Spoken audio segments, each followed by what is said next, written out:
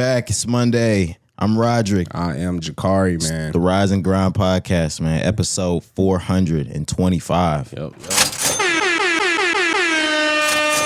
I'm never introing like that again. I don't know what just came over me. Your brain kind of just went dead. Yeah. Something snapped the wrong way up there, and I did the intro backwards, and it almost just ruined this entire next 2 hours or wherever we're here. Nah, we good, gang. Don't even worry about it. Nah, but yeah. Now that I'm starting to get my brain functioning back. Yeah. How you feeling? Feeling great, man. Feeling great. I feel summertime, like you were saying as the intro was playing.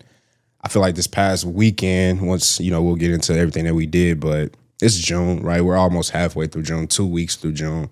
So I think that's probably why I'm feeling like that. But okay. I do feel like I'm full-fledged and like my body, like everything, like I feel like it's summertime. So I feel good. Yeah, something about, for me maybe, this last weekend felt summertimey. And even though I've never gone through this type of stuff during the summer before, I don't know, summer is very, for me, like going to the stores or the malls, whatever, pick new fits to pull up at these specific places that I'm not doing during like the regular calendar year, spring, fall, winter, Right.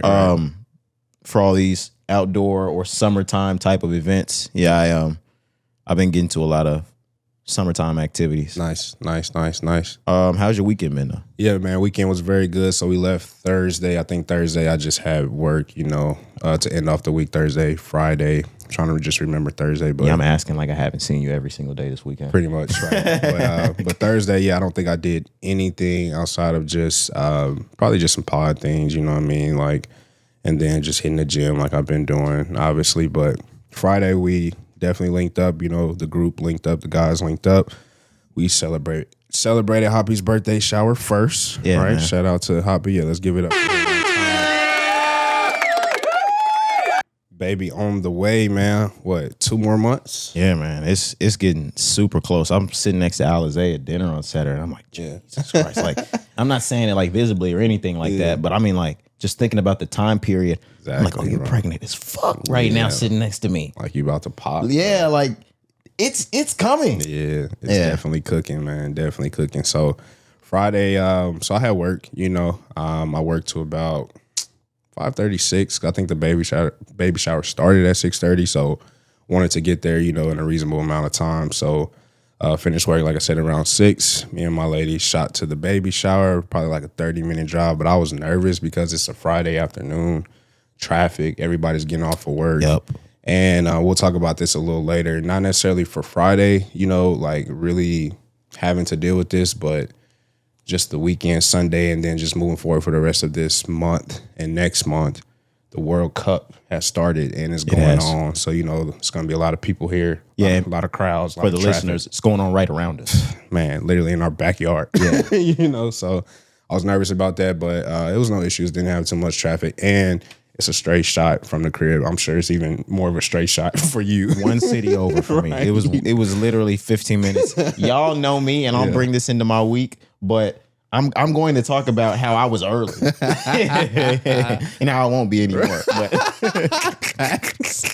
oh, that's hilarious, man. But the baby shower was great, bro. Like I really enjoyed it. And Hoppy said this as well when he spoke at the end, which I really thought, or maybe he sent it in a text, I can't remember, but he was like, they only invited like the intimate people that they know will really show up for the village, people that they know that really love them. And I felt that, like obviously the guys around there, but his mom's, Alizé's mom, then they had like the church family and some other close friends, but you definitely felt the love in the building that absolutely night. It felt like we call ourselves OTF, but not like on some dark shit, just because we family, but it felt like OTF. Felt like only the family was there. Like only the families in the building, but it was nice, bro. We had great food, great games. Everybody got to, participate, whether it was coloring, whether it was like the activities that they had, whether it was, signing diapers. There was a lot of things as well. Like I felt like that they really put together well, not only for us to have a good time, but when the baby finally gets here and it's just Alizé, Hoppy, and the baby at home and they may be struggling, going through it, like crying, whatever it may be,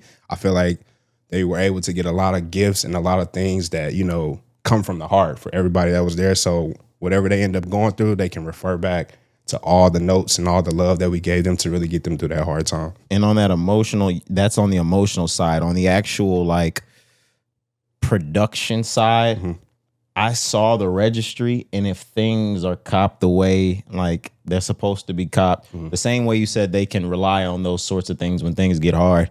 No, like 2026 infants have like a lot on their side. I'm looking at certain shit like I remember back in the day, and even like with my sister and the nephew, like I remember putting bottles on the stove. Like, you know, just sitting. Yeah, facts. No, that don't even exist no more. Like, no, throw it in that thing right there. It's gonna warm that milk right up. Man, it's gonna warm it up. It's gonna clean the bottle It's for gonna pour you. it. Yeah, you I'm push, like, it's got the little Starbucks thing. You push the thing upside down. You shoot water in it. Like, I'm glad you brought that up because I'm looking at this shit too. Like, damn, even the baby technology is advancing these days. Yes, it's nowhere near even 10 years ago, bro. Because look, so you talk about the stove, like, and this is just another example for how we came up. And I don't even know who this was for. Maybe it was for my nephew or anybody or somebody before that. I can't remember, but yes, we used to put the bottles on the stove to warm them up for sure. But you will also put it in the microwave, right? Warm it up in the microwave, and then you dab it like on your hand or something just to see if it's warm. Is it warm enough? You gotta put that little nipple on your on the backside of your hand, bro. Yes, and I guess we not doing that no more. We just having the little machines warm it up for nigga. Yeah, it'll tell you when it's 165. Bro, like, that's crazy. Yeah, that's crazy. I'm glad you brought that up because I didn't even think about it that way. But again, the baby shower was super dope, bro. Really had a great time. So that was what 6:30 to probably like 10:30. We were probably there. Can't really remember the exact time, but shot up out of there. So woke up the next day. Saturday morning was started my day early. I had a hike with one of my close friends. We did that at like 7 a.m. So that was early. Did the hike, got some food, shot back to the crib around 10 a.m. And then me and my lady had a little workout. We just ran. So I did a 2-mile hike, then a 2-mile run within like 3-4 hours within each other, So my body was hurting. My body is still hurting. I didn't mention that earlier when you asked me how I'm feeling. I am fucking sore. Okay. I'll be completely honest. But I feel great, man. And then Saturday was Hoppy's birthday. Shout out to him one more time. Getting all the love today. A big weekend for you, brother. Yeah, so then obviously we're going to link back up with the guys to celebrate his birthday and watch Game 5 of the NBA Finals. So we linked up at, what's that place called? Common Table. Table. Originally, the plan was to go to, what's the other place called that was packed? Sidebar, one of the Sidecar Social, I think. Yeah, something like that. Yeah. Sidecar was a movie, and that motherfucker. Yeah, we weren't getting into We were not a part of that movie that evening. So, one thing, obviously, Game 5, NBA Finals, but again, this is Saturday. FIFA World Cup is going on. Yep. And Hoppy, I was talking to him, as I pulled up before, everybody was getting there, and he was like, bro, I didn't even think about like the crowds that the FIFA, fans would bring to the area that we were at, because we're at the Star Frisco, right? So they were watching the game outside as well. So I'm like, the line was around the block when I walked up to Sidecar. Even like parking, bro, like if you try to park like in the front where the valet and things is, like you would have been driving around 3, 4, 5 times. Yeah, forget it. No, hell no. I was going to the parking garage. And I think I was on the 4th floor of the parking garage. And I had to do a few laps around even on the 4th floor. And I surveyed the 2nd and 3rd floor just to make sure there was nothing there. So at first when I pulled in, I did go to the parking garage, and I don't even think I made it to the top floor. I got to like the 2nd and 3rd, and I just got up out of there, bro. Yeah, I was extremely full. It's too much. Ended up finding some parking on the outside parking lots. It's a little walk, but it wasn't too bad. But yeah, man, we celebrated Hoppy again, spent the whole Saturday with him basically.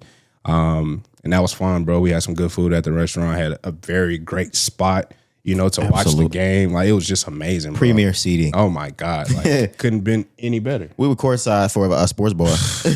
Nigga, we basically had our own section. Yeah. It was literally walled and sectioned off. Yep. We had our own TV and our own little section. Yep. Perfect. Had our own direct service, like the waiter kept coming back, making sure we was good. So it was just a great night, man. Obviously celebrating, bro, for the baby on the way and his birthday, all of that. But even just hanging out with the guys. We had Jordan in town. We had Pat in town for the weekend. So haven't been able to see them for a minute as well. So it was just, bro, it was just a beautiful weekend. Like, just love all the way around. And I really enjoyed the weekend, man. Top notch weekend, like, no lie. So maybe again, that's why I'm feeling like the summertime vibes. And like, shit, I'm just hanging out with the bros and, you know, we're celebrating, everybody having a good time. But really enjoyed it. Really enjoyed it, yeah. Yeah. You good? You want me to? Yeah, go ahead. I ain't got nothing else, man. Just, you know, I'm trying to think. Sunday, I did run some errands, you know, just a few things, but nothing really important to bring to the pod. So yeah, I'm good. Go ahead. Okay. Yeah, we left here Thursday, which I wake up Friday, and not like a bad thing or anything, but my girl was like, "Oh yeah, I got the day off too today." So had a bunch of errands to run and some errands to run for her. I had to get up and get the oil changed and shit. But after that, she has had a weekend thing to take care of. So she's trying to like doll her whole self up for the entire week, for the entire weekend. And a part of that was her getting nails and feet done. So she begs me to accompany her. And in my head, I'm just thinking like, oh, you're begging me to come because you want me to slap my card on the table when this shit's over with. But she was really just begging me to come. She wanted me to indulge with her, and I got my feet done. It was cool. I'm not gonna lie. Like, you've had a pedicure before? I've never had one. Yeah, it's fire. I told you guys when we met up on Friday, there's certain things that I started to realize, like, oh, that's why y'all fucking be in here. So as soon as we went in, they took us around the corner, sit down, shoes and socks come off. They start running the hot water. Jets. The hot water, hot just the way I like it. I feel like neck bones finna get cooked in this bitch. I like my shit blazing hot. That shit is blazing. She's like, is it too hot? Keep pouring that shit. Yeah. And then the owner of the building comes around like as the water's starting to fill up. And like as the water fill up, I feel the jet. It hit this spot on my feet. Ja right. You feel ja right. So as that's happening, he pull up and he's like, the pedicure comes with a complimentary beverage. You can choose soda, you can choose a wine or champagne, you can choose a cocktail. I ordered a cocktail. So this water's starting to feel great. It's hot. Like they bring the drink strong. Yeah, I was thinking like they gonna water the drink down. Nah, they didn't water the drink down, and it's starting to kick. Okay, pressure. Yeah, and right as it's starting to kick, like little bitty down there start rubbing on my legs and shit. Like, what you doing, shorty? Like, why you touching a nigga like that? So I'm feeling good. Owner come back by. I'm like, shit, nigga, bring me another one. So I'm two of these strong ass drinks in. Like at a certain point, I don't even feel her fucking on my feet anymore. Like I'm just laying there. The massage is starting to go on the chair, and that's when I started to realize I'm like, oh, this is why y'all be in here. Like y'all be in here drunk as fuck, and we just be picking y'all up like and paying for this shit afterward, getting rubbed on and shit. Like what? And we pay for that. Yeah. Okay. Jug. Yeah, but it was all in all like a pretty good time. Went back home, did a little bit more relaxing for the Friday. I can't remember. I actually, from that day that we were talking about being at IKEA together, or not together, but like you were at IKEA, then you probably left Different and I was at IKEA. Right. Yeah. It's because I've been on this quest for new dining room table chairs. Like I feel like my dinner table chairs suck, and I feel like I've said that here before. I fucking hate my dinner table chairs. When I bought them, I got them online. They looked really nice, and when they came in, like, did they do the job? Yes, but they fell apart quickly. And are they together still? But yes, but I fucking hate them. So I've been like on this quest for not only something, not cost efficient. I just don't want to go through the fucking roof. I'm not trying to do like $300 a chair. I need like 6 chairs. We're not doing that. For $300, yeah. Yeah. So I've been looking around for either nice chairs solo that I can buy 6 or a nice set.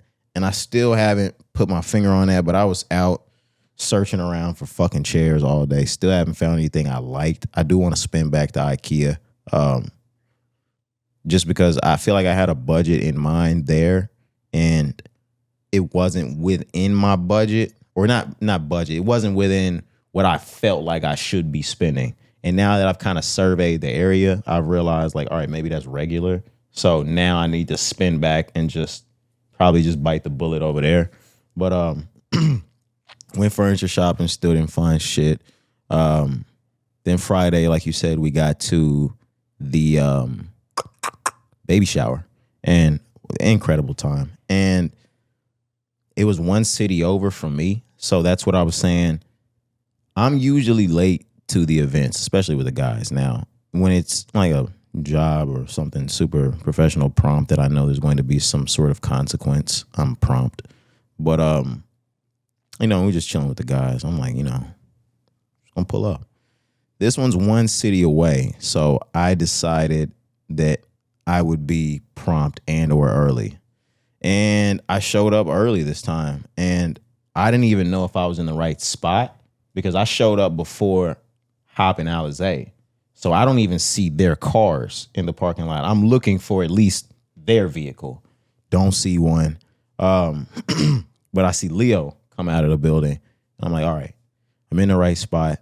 Show up. It started like 6:30. It's about 6:20, 6:25, something like that when I get there. As soon as I walk in, they put my motherfucking ass to work. Like, and the drinks go over here, and when you unbox them, you can take them to the trash, and the trash needs to be, whoa! whoa, I am not admin here. Y'all are fucking administration. Y'all got all that faculty shit. I came to enjoy. But no, I found myself setting up like coolers, drinks. Me and my girl was help setting up the table, stuff like that. By the time you got in, you could see I left my girl to set up the table by herself. You can set up. You let them keep volunteering you to do shit. I'm done. I'm fucking done. But the baby shower was a really good time. Like you said, there was just a lot of family, friends, love in the building. Something about me and just knowing life is changing. That feels like it's really nice to me, just knowing and seeing everybody move into different phases and stages of life. And now that we're at the baby phase, we haven't been through this shit before. So all of this shit is brand new and fun. Watching everybody play these baby shower games is fucking hilarious. Watching y'all eat real baby food is insane. Disgusting. Yeah. Fuck that. I heard that through the grapevine and sat out of that fucking game. We knew it was coming next. Yeah, that whole thing, like the traditional baby shower shit, just knowing it's happening to you and your friends, that feels good. Like I'm sitting there eating the baby shower meatballs at one of my best friends' baby shower. Facts. Baby on the way type shit. Right. Wait for him to pull up in a Burberry. Yeah. Come on now. Where was that Burberry? Was he in Burberry at the gender reveal? I think he might have been in. Nah, I remember that it was like Jersey. Yeah, Jersey thing, sports thing. That's crazy. Yeah, you should have been in Burberry at least at some point. One of these moments. Birthday dinner, something. Yeah. Since you missed both, you got to show up to the hospital in Burberry. That's crazy. Yeah, the baby got to take the first pictures in Burberry or some shit like that. But no, shout out Alizé, shout out Hoppy. Lovely event as usual. Yep. Saturday, I'm trying to think about what I actually did on Saturday. I feel like I actually got up and did something. But nevertheless, this was, like you said, Hoppy's birthday. So in part, that was the game 5 of Knicks Spurs, which we'll talk about the actual game a little bit later in the pod. But a really exciting time out. I haven't been out with the guys in a bit, especially since like the marriage and pregnancies and things have started to go on. Like things have taken precedent. So we kind of got to get the guy time in here and there when we can. And the guy time happens to be some of these events now. Like the next guy time will probably be J Hamp's wedding in September or some shit. We got T up next though in like a week. We do. So that'll be the next one. And I meant to talk about how y'all are confusing me at this point. Like holy shit. Like whose babies do when? Like all I know is like I be getting flyers and gifts and showing up. Like shit, they do at the same time. That's what's confusing is. no, it's just for me. Like man, I'm already ADHD. And in my brain, there's already so much fucking going on around. Shit's just fucking swirling. So like, nigga, when I showed up on Friday, I don't know who the fuck shit I I'm like, whose shit is today? Like, who's doing something today? And I'm glad we got Hoppies out of the way because, and the only reason why I'm glad about getting Hoppies out of the way is now I know whose is next week. Like, you guys have cleared this up. I told y'all I brought extra diapers to the baby shower, thinking that we were going to do the diaper raffle at the other baby shower I'm going to next week. Now these niggas just got more diapers. I had sent a present to their house shit the day after. I knew it was on the way. Yep.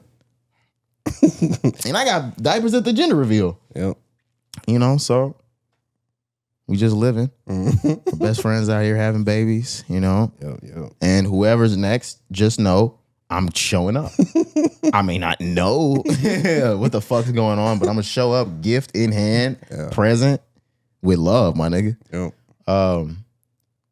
But yeah, we showed up on Saturday night, and I like that area. It's a nice area, and I'm sure it's more affluent at this moment because of the finals in the World Cup. But I know that area anyway, and it's always a nice area. But it's very lively that evening.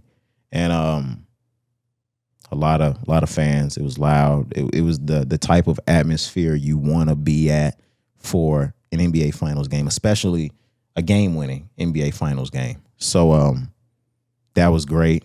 Drinks with the guys, food with the guys, great service, like you said. It was Hoppy's birthday. Shout out again. It was just a good time. It was a great time. Yeah, man. Both Friday and Saturday, I walked away slizzard, fucking sloshed. Friday, I told myself I wasn't going to do that at the baby shower. And then Hoppy started pulling out fucking Hennessy and shit. Man. And I wasn't bad at the baby shower. I wasn't even really drunk. I was just tripping. Yeah, I was just telling a joke for you guys. I promise. I wasn't drunk. But not at all. Saturday was different, man. Yeah, when I showed up, you guys had that fucking tank of fucking liquor. Towers, yeah. Yeah, and I had only got one out of there. And like I felt like, you know, it was Hoppy's birthday. Send a flood. So we ordered another tower. Hoppy's fam came in. They ordered 2 more towers. Man, bro. And, you know, niggas started peer pressure. Indulgent. Yeah, just finish that off real quick. Hey, Ronnie, finish that off real quick, man. You got that. Get you another one. And in my head, I'm like, I do got that. So yeah, Saturday was cool. Whole cool weekend. Great weekend. Yeah. I enjoyed the entire thing. I gotta just say something about the drinks because Friday I didn't drink. Okay. Saturday, obviously I'm gonna drink, but this was my first drink in like almost 2 months. Really? So I say that to say, and Leo brought this up, or Hoppy, one of them, had lightweight? made the joke. Nah, they were just saying like they saw me because I'm drinking, right? I had ordered my own drinks. They had like this tequila sour, blueberry tequila sour on the menu that was recommended. So I think I had maybe 2 of those. Okay. And then, like you mentioned, before you got there, we had already got through 1 tower. And then as the night went on, we had at least 2-3 more towers going across the table, right? So obviously there's a lot of drinks going around, but I think it was Hoppy. He saw me like pacing myself, drinking water, like in between each time I finish a cup. I was doing the same. I'm getting the water. I'm making sure the water going down. I'm eating, you know what I'm saying? I ate twice. Like I was just hungry that day, but I'm like, I'm just making sure I'm good because not only do I have a long drive back home, nigga, I haven't drank in like 2 months. So I'm just trying to be cautious, you know? But yeah, the drinks on Saturday, I didn't wake up like Sunday morning like hurting or anything. But again, I was just realizing like, yeah, I haven't done this in a while. So let me just kind of like pace it and be a little careful. As a grown up, I always pace myself. I mean, I usually, as long as I've ever been drinking outside of college, I'll say, I've been really, really good at pacing myself. And it's just because I've been able to look at past times that I didn't pace myself and others that don't pace themselves. And I just started to do myself like some common sense. Mm-hmm. And it's actually hilarious when you actually do the common sense of drinking. Cari, niggas will drink 6 beers, 9 cocktails, or 7 cocktails or some shit, get sick, and think a bottle of water is gonna fucking help them. That fucking bottle of water isn't going to do a motherfucking thing for you. That's what I had to start realizing, and what you mean, or what you were saying, and like, I'll get a drink and then have a water in between that, and then have another one and then a water, or then another one and then a water, because you start to compact all this fucking liquor. You have to have something else to substitute or dilute all of that shit, or it's just gonna pack on, and then you're gonna think this one water bottle afterward is gonna save you. Nigga, you're gonna die tonight. Or at least you're gonna feel like you are. Yeah, and especially if leading up to that, like, say if you came into that moment or whatever drinking session like dehydrated or something, or haven't been like already drinking water, whatever it may be, so then you're fucking malnourished in a sense, and then you come to this and you throw back 9 beers, 6 cocktails. You know what I mean? That's how I ended. And then try to finish with one bottle of water. It's not gonna work. That's how I ended up in a stretcher, fresh off a flight to LA, or not LA, Las Vegas. Vegas, right? Real shit. Like, I don't know what the outside of the fucking terminal looks like because I didn't walk through it. Like, they got me out of the ramp from the plane, and I mean, nigga, I laid down like where them niggas handed tickets out and shit. Like, I was in front of the ticket counter. My sisters was getting mad about the fighting a bitch because it was niggas recording me and shit. Like, Channing was spazzing. Like, hey, take your fucking phone down. Like, stop recording. So I can hear her saying shit like this. And the thing is, I was so fucked up. Like, record. Like, I'll watch that shit later. So look, bro, this is the night. This is Hobby's birthday as well, right? Hobby's birthday again, 2021. 1 or 2 years, somewhere around there. But this was the night before we went to 5 a.m., right? Is this that night? This was the night we went to 5 a.m. This was the that night before, right? Or the morning of. The morning of, or yes, that whole night before 5 a.m. Okay. And then that next morning, technically at 5 a.m. Right. And that whole weekend, we had been out two or three nights with Hoppy. Man. And throughout those 2 or 3 nights, I had no water. That's why I was asking, because nigga, we drank so much. We drank a lot. Ooh. Not a sip of water. Okay, right. That was making sense. Then I get up 30,000 feet in the air, and I had no idea that type of stuff has an effect on your body. Like, getting that high in the air, the altitude, your body, your health. Yeah. So as we start to descend, like, I can feel myself low key like having a panic attack. And I've had one before, so like I feel it coming on. I just don't know what the fuck is going on. My body was just super dehydrated. My sisters didn't believe me. Yo, Channing was like, "Yo, get the fuck off me, man. Like, you can't lay on me, nigga." I'm like, "Cool, well, fuck it. You know, we're gonna die in this bitch." And yeah, as soon as I made my way out, they had to get everybody off of the plane. Like, and they kept me with like water and like a bag in case I threw up, and then walked out and got through that fucking tunnel and laid the fuck out. And about 15 minutes later, ambulance came. They escorted me out straight from the gate. Like, I got wheeled out next to the planes. And they drove me off next to the planes. I remember they got the IVs in me inside of the ambulance, and I fucking hate needles. But at that point, I was like, man, get that shit in now. Because I already knew what it was at this point. Like, I'm like, you're dehydrated as fuck. They told me, like, they gave me 2 potassium pills. The doctor was like, bro, you had absolutely no potassium. Like, that was deadly. I was like, bro, fuck. I never knew it was this serious. Yeah. I don't think we ever got this far into the story before. Yeah. Nigga, what the fuck? They were like, you had absolutely no potassium left. Damn, bro. But the thing about it, that's how I could really tell it was the drinking and the dehydration. Yeah.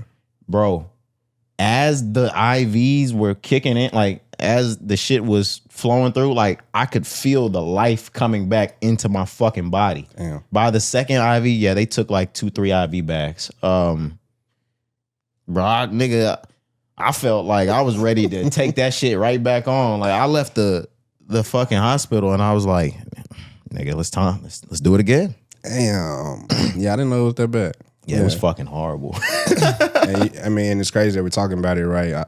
Because it's literally the same weekend, just 5 years. Yeah. ago. You know what I mean? Because it's Hobby's birthday. It's your sister's birthday as well. So, wow. But yeah, that was that weekend was crazy, and there was a lot of drinking. A shit ton of drinking, and then no sleeping, bro. Because again, for Friday, Saturday. Well, we went to 5 a.m. Saturday night, right? And that's the thing I didn't mention. Yes, and we were there until 5 a.m. 5 a.m. and you didn't sleep. Flight was at 11 in the morning. That's what I'm saying. So you add all this long ass weekend, this draining ass weekend, all this alcohol consumption, and then you don't sleep. Yeah. Because I remember as well it being Saturday, and I think I slept at Hobby's. He had the high rise at that point. I really can't remember if I ended up going home and sleeping there, but I remember like waking up the next morning, and I was working out with Ugo at this time. We would do boot camps Sunday morning. I missed boot camp, and I would never miss boot camp back in the day. So like that's why I always remember, like, I woke up that next morning like it's not happening, bro. I remember from Thursday, Friday to Saturday, niggas had been going so hard that I left that Sunday morning that there were a lot of guys that were like, hey, Hop, I can't make it tonight. Like, God, that's what I'm saying. That last night, I remember y'all went to Level, or a lot of them went to Level. And I remember a lot of the guys were like, I can't make it tonight. Like, y'all have at it these last few nights. Oh, God. You know how hard niggas had to go for 23 and 24-year-olds to be like, nope, no more, right? No more women in front of my face, drinks, free leisure. Can't take it anymore, bro. No, I'm going home. Yeah. But I can remember CD that night was like, hey, like, if you're not ready, like, and if you can't hang, don't get on the bus. And after a certain point, I can remember a lot of us on the bus were like, damn, we shouldn't have got on the bus. Yeah. Wild times, man. Yeah, man. Look at us now, right? All right. 29. Your birthdays are a lot different these days, Hoppy, right? This is last one without a child. So it's forever gonna be different. Yeah, that's great. No, I'm just saying, like, I know what you're saying. Like, no party buses to the no. to the section with go-go dancers. Nah, not this year. No, sir. There's people eating Gerber at your birthday party, buddy. Yeah. Whew. Right. But shout out, man. Absolutely. Do you have any intros? No. I have one thing. Okay, I was just gonna say before you got to it, I mentioned it, but your sister, happy birthday to your sister, man. Yeah, for sure. That was something I was gonna mention as well. Sunday is here. June 14th. That's my sister's 31st birthday. So shout out, Channing. Wow, man. 31. Her Jason Terry year. On me. It's old as fuck. You're old as fuck, buddy. Reggie Miller year. But yeah, jumping out of the actual weeks, just into one topic that I saw, and this is out of the blue, and I couldn't wait for Thursday to talk about it, Corey. You saw that Club Shay Shay interview with HaHa Davis? Bro, we talked about it at the baby shower. I forgot, but yeah, go ahead. What you want to say about it? Oh my God.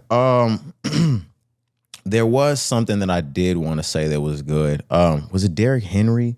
I think it was Derrick Henry. There was an Axe commercial that they used like some verbiage that HaHa Davis made really famous, like almost like when he did Big Fella. Mm-hmm. There was something else that he did that kind of popped off, and they used that verbiage inside of the Axe commercial. Okay. And I think Derrick Henry did it. Okay.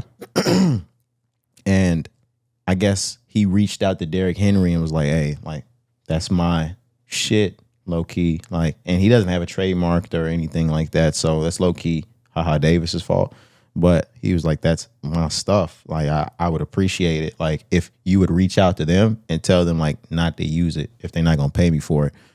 Derrick Henry was like, yeah, I'm never doing another Axe video again if they don't pay him. They sent him 100 bands. Damn. So that's I was saying that part because we're going to lead with love. Yeah. He said this in the interview? He said it in the interview that Derrick Henry made sure Axe respected him and got him right. And they sent him a 6-figure check because they used his shit like without approval. And of course, Derrick Henry's an Axe guy, or signed with them, does commercials, that whole thing, branding. And yeah, he was like, I'm never doing another video with you guys. Like, legal wise, doesn't matter. I'm never appearing in another video if you guys don't pay him for that I used, because that was his. Yeah, okay. That's hard. Yeah, I was like, okay, yeah. Shout out niggas actually taking care, like making sure niggas get bread. Thanks, bro.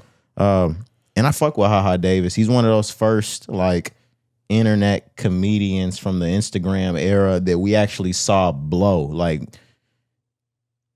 you wouldn't see niggas like Drewski blow had these people not gone up and done that first. And I'm not taking anything away from like a Drewski, but Haha Davis was probably the first big one that we saw come from Instagram. Outside of maybe a DC Young Fly.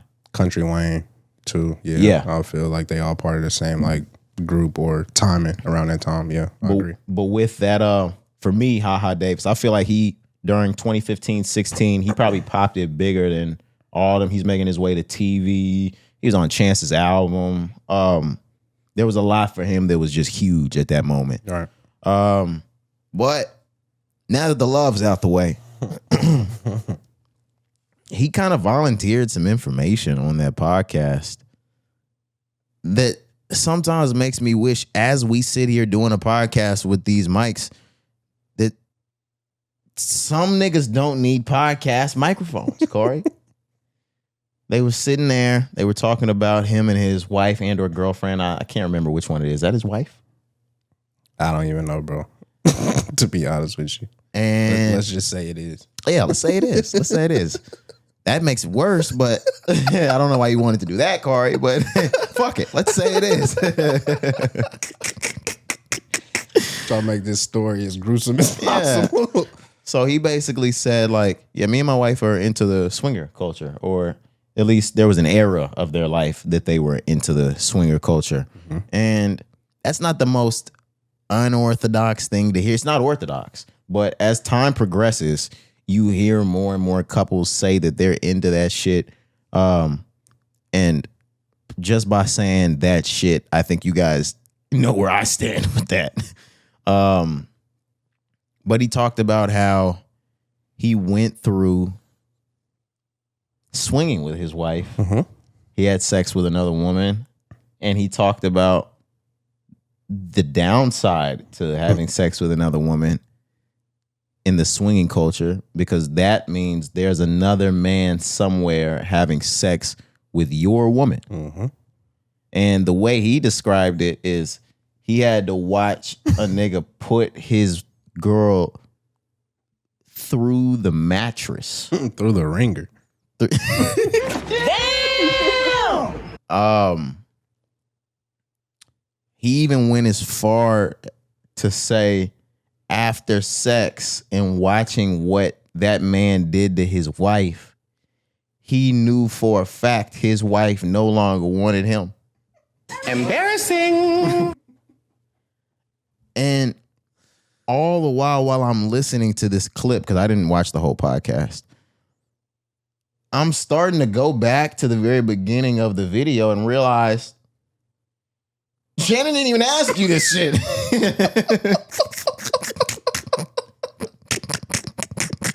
Why are you up here doing this to yourself? Man. And of course, as he said he was swingers, there were more questions that went into it. But, bro, he volunteered the information. Yeah. And at this point, the entire social media world has made Haha Davis the butt of a joke. So much so, and this is so fucking cuckoldy to me. Sunday morning, Haha Davis got on social media and issued an apology to his wife for getting fucked and him having to watch it. Hey, yo, what the fuck? Nigga, that bitch. I'm sorry. I had to stop myself because it was going to get really bad. Because I know where you're coming from. I'm like, bro, what? Like, what? I even heard, so before the apology, I even heard that once he got home, she beat his ass. No, Corey, you are fucking lying. No, bro. No, you didn't. I'm hearing when he got home, he got his ass beat, and that's why he had to apologize. I swear to God. I'm trying to find his exact apology. Okay, here's his tweet. Sorry if I hurt you. They took a joke and me. Look crazy sometimes being a comedian. Don't always translate. My love for you stronger than anything. I'm sorry I hurt you. This was never for you, baby girl. Nigga, another nigga hurt her pelvic floor, and you're talking about hurting her. Corey. No, bro. Don't call me. Yeah, you're right. You're right. This ain't got shit to do with you. This ain't got a damn thing to do with you. But this is why, and it's crazy that like I have to speak as a man from a stronger standpoint as a man older than me. Okay. This is why you don't open the door to bullshit like that. Like I'm sorry. I've said this on the podcast before, and like I hope there's young there's young listeners and viewers, of course 18 and up listeners and viewers that heed my advice when I say, bro, that threesome swinger shit, that shit not cute. Like you opening a nasty door to get your girl fucked on. Like, I'm sorry. Like just imagine. Like I'm sorry. Even the threesome with another girl shit. Like I used to think that shit was fly as a young nigga, maybe like 18, 19. And I probably would have indulged in something like that as a young person. But like as a man with a serious mind, bro, I want nothing to do with that. Absolutely nothing to do with it. You niggas are opening the door to having fun with your girlfriends and or wives, and they really enjoy that shit one time. And then they start connecting with that motherfucker outside of you. And because they done broke that fucking your girlfriend's back in front of you before, everybody thinks that's just a green light to do it again. And you're going to walk in and get your girl's back beat in. You never even opened this fucking door. And now you're saying this to everybody in the... Had you never done this, we wouldn't be here. And I had seen clips from the interview before, and I was like, man, this is a nice interview. Like, he's doing well. Do you have any thoughts? You kind of, everything that you said, I kind of like on the same board. So you kind of spoke for both of us there. I would never indulge in any activities like such. Even as a young guy, like you said, yes, obviously coming up, those early days when you start first engaging it's enticing. in horizontal activities, you know what I mean? Like, yeah, like it sounds great. It sounds amazing. But early on in my life, I knew that type of activities or whatever, I knew it wasn't for me. One, even with the two women, like just never been fond of that. And then like what, men call trains, I always thought that was gay. Yeah, it's gay. I always thought that was gay. And yeah, on some Pimp C shit, because everybody knows that Pimp C interview.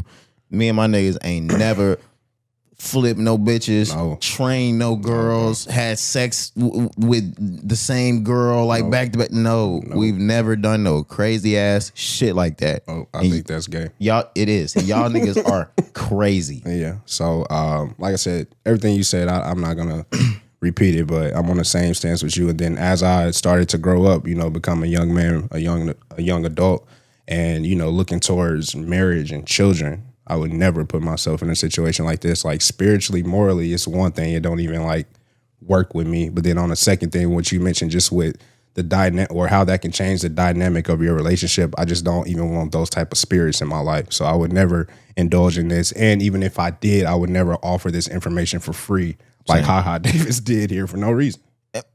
My thing is, I've also gotten older to the point, and I'm sure you have as well. And it's not like I'm self-conscious or anything like that.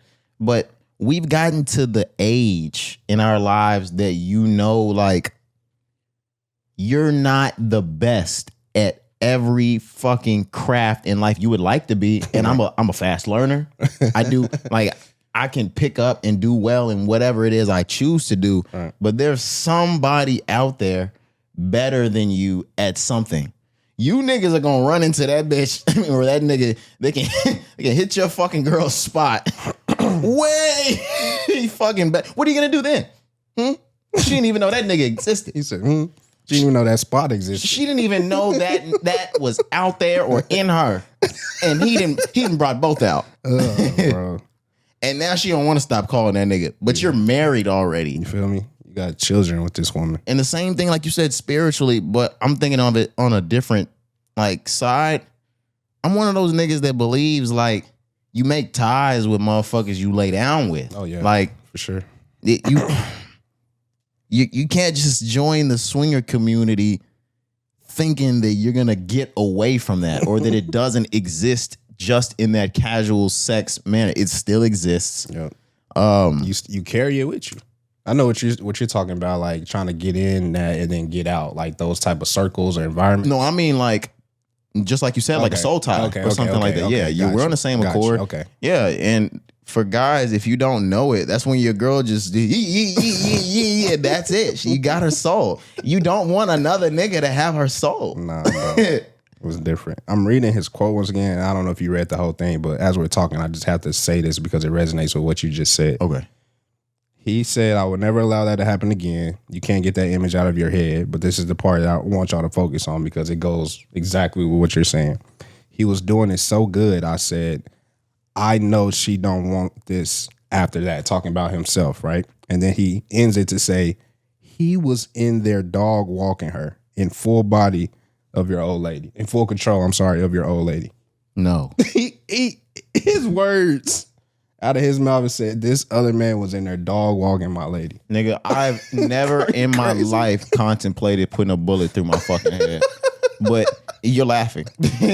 That may be the first instance I would go home and be like, bro, I might want to fucking kill myself. Like, bro, what? How do you, nigga? Dog walking her. I'm sorry, like, and maybe this is just us being men. Like, that bedroom is a dominant place for a man. Yeah.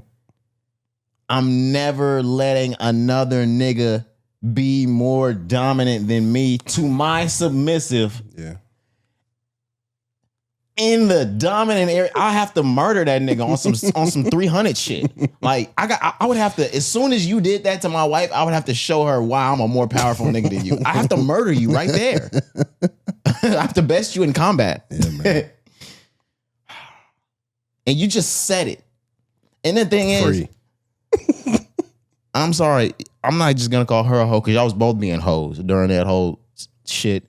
But like, don't let the world hear it. And now you don't want to be my wife no more because everybody know you a hoe now. We was both hoes on some hoe shit, and he put your ass through that fucking mattress, and I hate it. And I had to tell somebody, and and it was the world. Sorry, I have a bigger platform than you. Through the ringer. Yeah, I used to have an ex that used to be mad. I used to bring my problems here. It's like, oh, your platform is bigger. So, bitch, get a platform. The fuck? It's not my fault I get to tell the world. The fuck? You keep my car. Yeah, that really did it. I got like 7 phone calls when I put that when we put that pod picture up of Day with the car, like the key car. We did that. Yes. Oh my fucking goodness. We're crazy for that. That's funny. Man. I don't even remember that. So like, fuck it. Haha, you're an idiot for doing this. But at the same time, like, you have a large voice, so you had to have known this was going to stretch across the world. He has one of, and I'm glad I get to say this in Shannon Sharp's own right. Mm-hmm. He has one of the biggest podcasts in the world. Yeah, for sure. Why did you not think that was going to make it around the world? You didn't even ask them niggas to cut it out. You could have asked them niggas to cut that out. Yes, but then it makes you pose a question on if he wanted this to really get out. Or if he did it for clicks. Right, and not knowing what the backlash would be, but you talked about, you gave him love at first. You talked about his platform, how he grew his platform, but you know it's been kind of quiet for Ha more recently. There's been a lot of controversial for Ha. There's been a lot of controversial takes about him and his career and where it's going.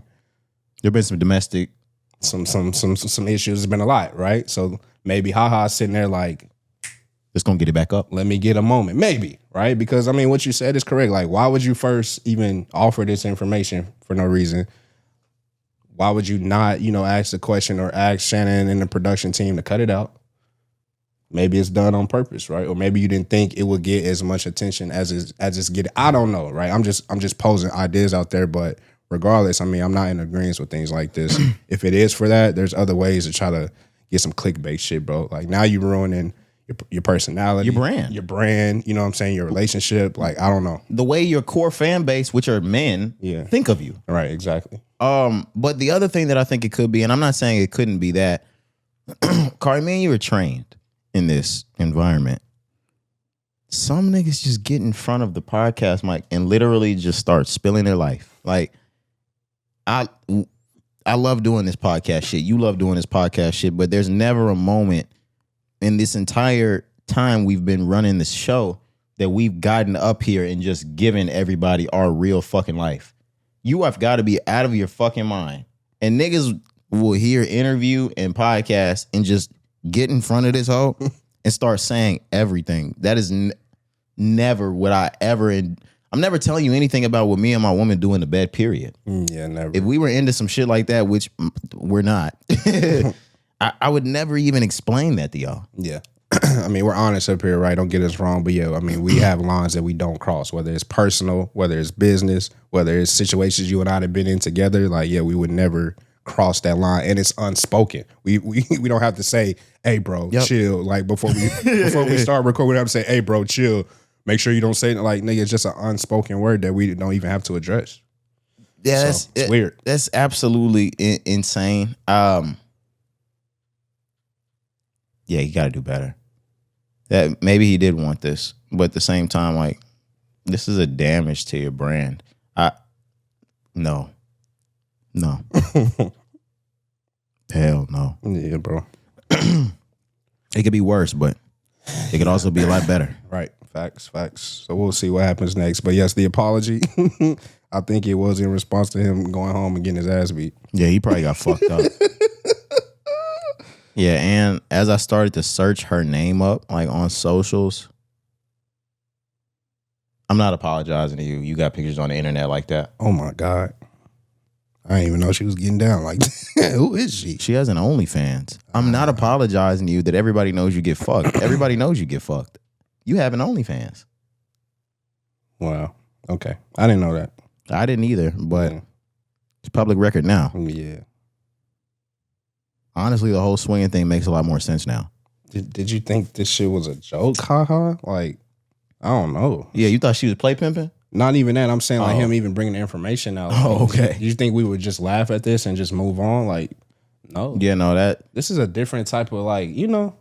But even if it's a different type, grown men are still grown men. Mm-hmm. Like, and even if grown men, even from the older generations, enjoy another woman or two women or three women or something like that, nobody's going to hand clap or write on you getting your girl fucked right in front of your face.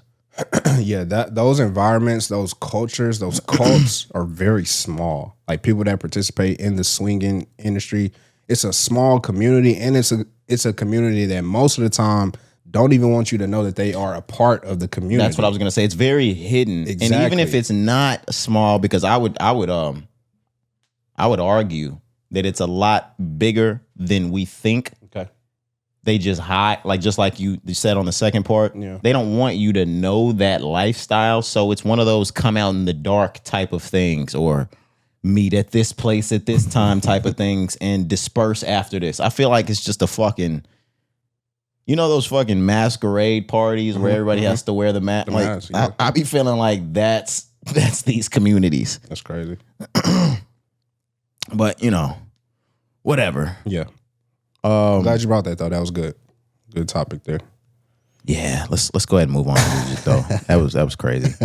All right. Just starting in music, we got a couple of albums to take care of. We got one that dropped last week while we weren't here on Monday. And, of course, when it's Thursday, we're coming to talk the news. We're not coming to talk the drops. All right. So we got it to talk today. Let's talk Vince Staples' Crybaby, Corey. All right, man. So June the 5th, I feel like I had this downloaded at some point, but maybe it's not in here anymore. What was that, like 7 tracks or something like that? 10 tracks. 10 tracks, 35 minutes. This is his first album, more so independent now since leaving Def Jam. So he has his own like label now titled Section 8 Art House. And it's licensed under Loma Vista Recording. So yeah, the last 3 projects and everything before that, I believe, was under Def Jam. Vince let probably about a year ago that he was no longer with Def Jam. He was now going to be moving on and doing his own thing, having more freedom, having more creative control. And the first project that we do now get, once again, is Crybaby. But this is a alternative rap project. Yeah, and it looks like he's jumped around a bit. Vince Staples and Ramona Park Broke My Heart were both Motown. Then you get to Dark Times, and that's Def Jam. Really? Okay. Interesting. Yeah, and then he goes independent here. Okay. And if he's had this plan for this album for quite some time now, with all due respect to Vince Staples, I see why. I see why the majors have shelved this. And I don't mean that necessarily from a music standpoint. I just mean, like, say he's with Motown. Say he's with Def Jam. This for Vince Staple in his West Coast Crip rapper MO, this doesn't seem like to Motown or to Def Jam what we put our money in you for. Correct. It doesn't. On top of that, it doesn't seem like the most palatable, profitable thing for you, Vince. And like I said, like, you're a rapper. This is kind of not what we brought you here for. So we're gonna table that for right now. And if he had that on the brain for years, I could see why this album has not come out. But I did hear the album. I heard all the tracks. I played it over twice. And Blackberry Marmalade was already out. White Flag was already out. Was Cotton out? Cotton he put out right before the album dropped. Cotton was out. But I don't really enjoy this album too much. I've told you that. We talked about it last week. We talked about it over the weekend. We asked some of the guys while we were sitting down at the baby shower. I like the angle of the album. I truly do. And Vince is one of my bias guys. So, like, I'm trying to lead with as much positivity as I can and not, like, just say trashy things, because I don't think anything's trashy about the album. I just wasn't a fan. I think the beats are good, like the alternative wavy style that it has to it. I like it. It reminds me, just like you said, of 10 tracks of punk rocky, just in a different way. But I feel like that's a realm that we became familiar with A$AP Rocky for quite some time. Since for the last 10, 12 years, we've known he has that alternative bag in him. You might get a track that's not rap at all. And I feel like he's taken a lot of time to kind of work into that craft, or work into that to where we get to, like, punk rocky, and it sounds really good to me. I know you didn't like it the most, but this was the first time around for Vince. I'm not a fan of the records, to be completely honest. I'm a fan of the idea of the album.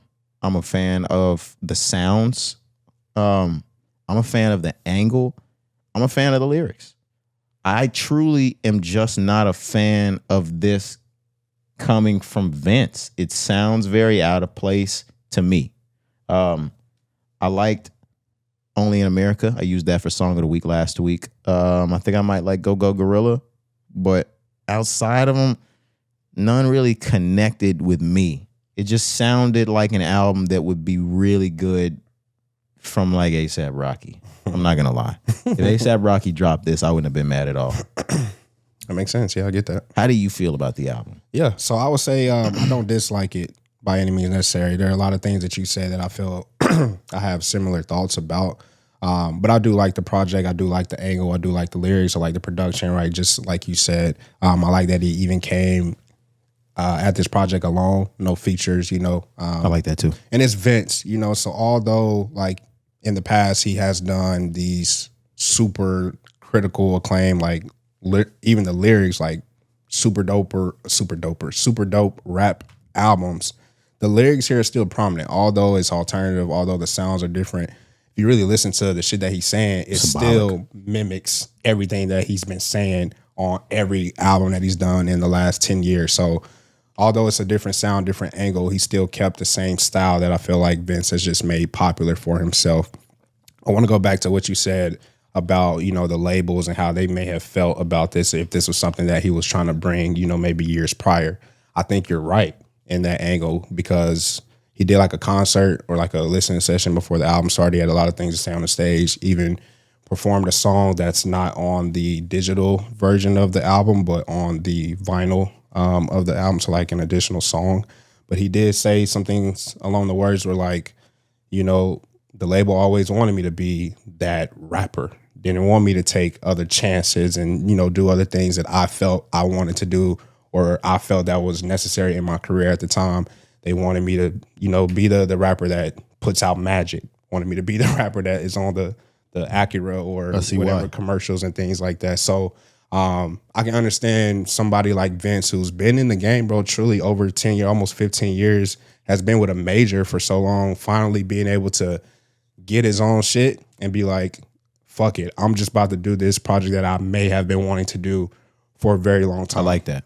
So I love that aspect of it. Now, that doesn't necessarily mean that the project is always going to be great. It doesn't necessarily mean that, you know, it's going to connect to the people, but that's perfectly fine. I think this project is still good. I don't think it's great by any means necessary. I like it. I have been playing it. When I first played it, when it came out on the 5th, I was up Thursday night, you know, 11 o'clock Central Standard Time. And I remember playing it that first time and turning it off because I was just like, bro, like, I can't right now.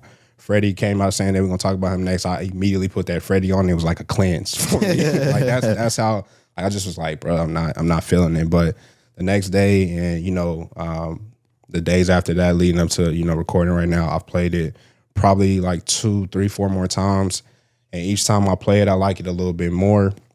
Right. And again, just from the creative side of it, I just think it's dope that he was able to do it in the way that he really wanted to do. Right. So Go Go Gorilla is one of my favorite songs. Big Bad Wolf. I think that's the one he did, the sample, the Slick Rick sample. Yes. So that one's fire as well. I like Cotton, sounds better, you know, throughout the album.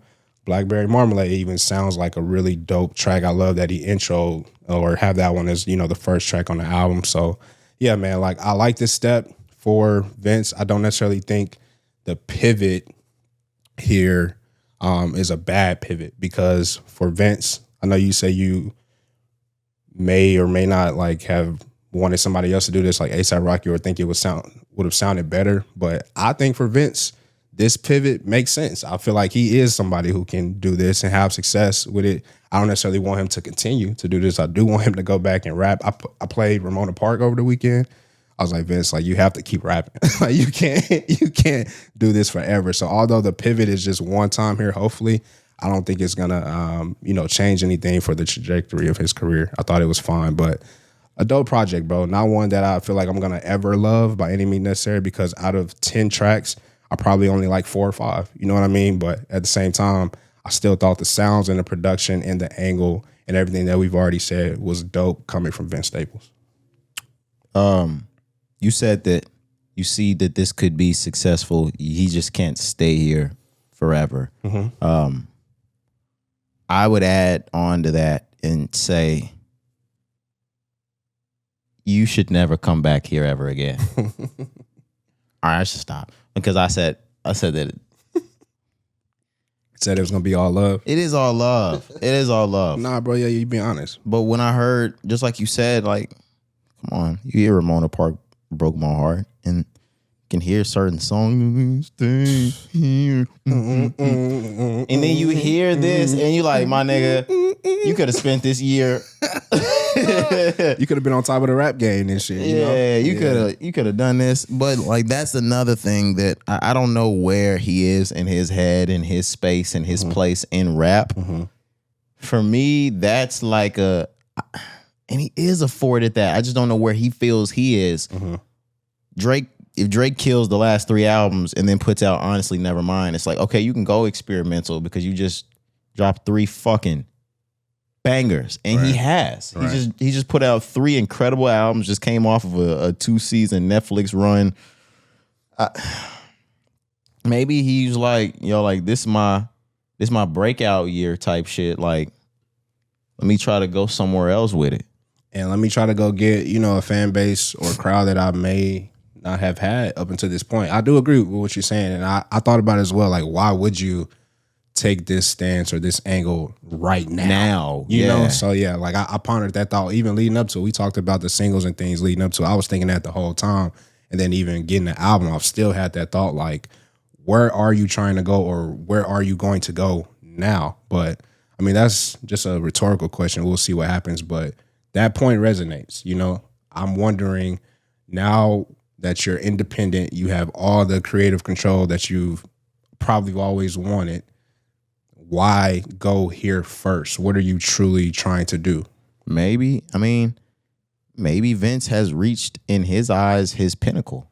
And now he's trying other things. The way, just like I said, you get Views and Scorpion and all of these other out, and For All the Dogs or whatever that For All the Dogs was after. But you get Honestly Nevermind. The same way with Post, you get these first couple of albums, Beer Bongs, you get Stony, you get all of these other ones. And then I go country because I've kind of hit my pinnacle here in rap. Like I've kind of hit the ceiling, and now it's kind of time to branch somewhere else. Maybe he feels like after these last 3 albums that have truly, we're just in a different time for rap, have gone big on big on big on big. Maybe he's like, yo, maybe I hit the ceiling as a rapper. Maybe it's time to go somewhere else. Yeah, good point. I would argue that, though. I don't think he's necessarily hit the peak of what I think Vince could do, not only from a rapper, but just as an artist completely. So I think this is more of a step to just, from this point on, always have these sort of like flirting or influences from this type of rock, alternative rap, whatever you want to call it. So do I think we get another full project like this? Absolutely not. Wow. After this, we got more to talk about. Yeah, because I talked to T-Ron about this weekend. Okay. So I just think this is going to open up just a window for him moving forward to not do full projects like this. But if it is a rap album, maybe just like you mentioned with ASAP, maybe you get a song like this or a couple songs like this, you know, kind of thrown in whatever his projects are to be in the future. So again, I don't think this pivot is bad for Vince. Like some people can do something like this and it could ruin your entire career. I think this is just, you know, a moment we talk about. This is a fun thing for Vince. Moving on, we are going to, you know, want and expect rap, but I'm not going to look on this year, 2026, and be like, oh, Crybaby was terrible. You know what I mean? I don't think it's terrible. I don't think it's terrible. I just think it's something he wanted to do, and again, probably has been wanting to do for a very long time. Yeah, I mean, in my eyes, it can never be as bad as For Your Eyes Only. Okay. No, I'm just steady talking shit. And I don't even consider that one J. Cole's experimental album. J. Cole's experimental album is the best album J. Cole has in his catalog. KOD. But yeah, and let's get out of here really quick. Yeah, and we were just talking all of these babies and right. engagements and weddings and live announcement right here on the pod, man. Yeah, man. Happy engagement to T-Ron and Lisa, man. We just found out right now. Yeah, bro.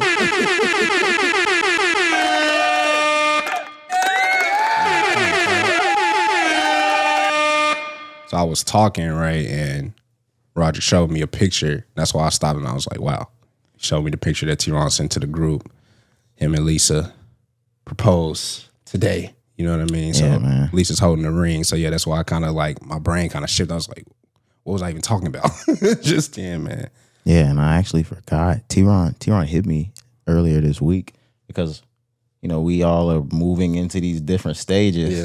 And he was like, yo, like, I know you've been sending around a lot of wedding stuff. He was like, we're not gonna clash with each other this weekend if something big happens, right? I'm like, no, brother. No. Yeah, but he's added the ring. You remember he sent us the ring like 6 months ago. Yeah, so, he did. But the thing is, maybe I'm just tripping. I thought he did it when he sent us the ring. When he called me, I was like, oh shit, like you haven't done this yet. Yeah. But yeah, no, brother.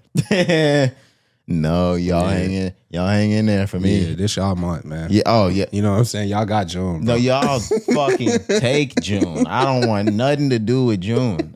Like, you got T-Ron's birthday. You got Hoppy's birthday. You got my sister's birthday. You got baby showers, 2 of them to worry about. Yeah. I started thinking like, yo, I don't even think I'm gonna have anything for my birthday this year. Like, I don't even want to throw that on all of the guys, especially like T and Hop, who are, one of them is, I believe, expected due on my birthday. Yeah, I think so. Bruh, and then the next month we go on to Colorado. So oh yeah, I know. So like in my head, yeah, I was like, maybe some guys, like I might have like a little breakfast, go to IHOP, go to something like that. But no, we not getting together to do like the dinners and all of that. Yeah. We'll worry about that after like them niggas turn 2. Because next year, oh my God, if there is a baby on the same day as my birthday, oh my God. Yeah, for the first birthday, they not coming. Nobody's coming. Oh my God. Nah, we have to work something out, brother. Nigga, I'm just gonna take a fucking candle off of one of they fucking cakes. Oh, thank you. I have a little corner with my gifts in it and shit. Yeah. Nah, all jokes aside. Shout out to T-Ron. Shout out to T. Shout out to Lisa, man. Shout out to Lisa, man. Love y'all. Happy for y'all for sure, bro. So much going on, and this is a fucking nice ass ring. Yeah, bro. It's lovely. Okay. And look at her face. She's so happy. Nails done. He did it right. Lady nails done. He know what he doing. Yeah, you gotta love this, man. Yeah, man. Happy for y'all, bro. For real. That is a nice fucking ring, man. Wow. Alrighty. Let's move on. Let's go back into music, Cari. We got a deluxe from Freddie Gibbs. Yep. You Only Die Once. Yep. That came out this weekend. I think we got 10 more tracks, right? So this came out the same weekend as Vince on the 5th. Oh, did it? Yeah, did it? yeah. Okay. Uh-huh. Okay. But yeah, you're correct. 10 new tracks here to add to the original that came out about 2 years ago, I think, 24, because Alfredo 2 was last year in 25. But yeah, man, 10 tracks here, and I think this is fire. We introed with Summertime Homicide. That's number 6. That song's amazing. And so let's actually rewind, because the same week, the first week of June, he drops the EP. And the EP was called Rabbit, but he spelled it RBT, and he gives us 3 songs. And we talked about that, but if you remember, I was like, man, like, he was supposed to do a deluxe for the album that we never got. XYZ had a whole conversation about that. This is like the Wednesday pod. I mean, the Thursday pod that week, or maybe the Monday pod. I can't really remember. Then fast forward, that same week, Thursday, Friday, we get the release. And I'm like, damn, was Freddie listening? Did you hear me asking for this? And deluxe? some of those songs are on the deluxe. Right. So it was all planned. Those same 3 songs, all of them are on the deluxe here. But what I really like about this deluxe, man, so this is a actually true deluxe. So more so, since the streaming era, a lot of artists, rappers, musicians, they'll say something is a deluxe, but it's not really a deluxe. It's just songs that they may be wanting to just get out and throw away because they knew that they were never going to use for a project in the future. So they'll just really give us something that doesn't really connect or coexist with the original project. And so for Freddie, he did the complete opposite.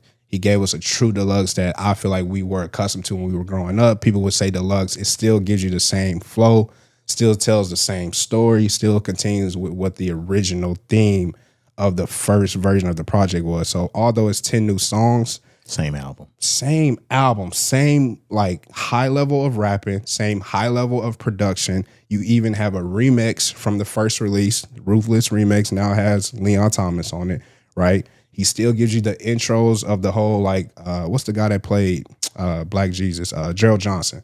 I think his comedian name is like Slink Capone or something like that. But on the first project, right, the original project, remember, he's like the devil in a sense that's speaking to Freddie, which is ironic because, again, he's the one that played Black Jesus.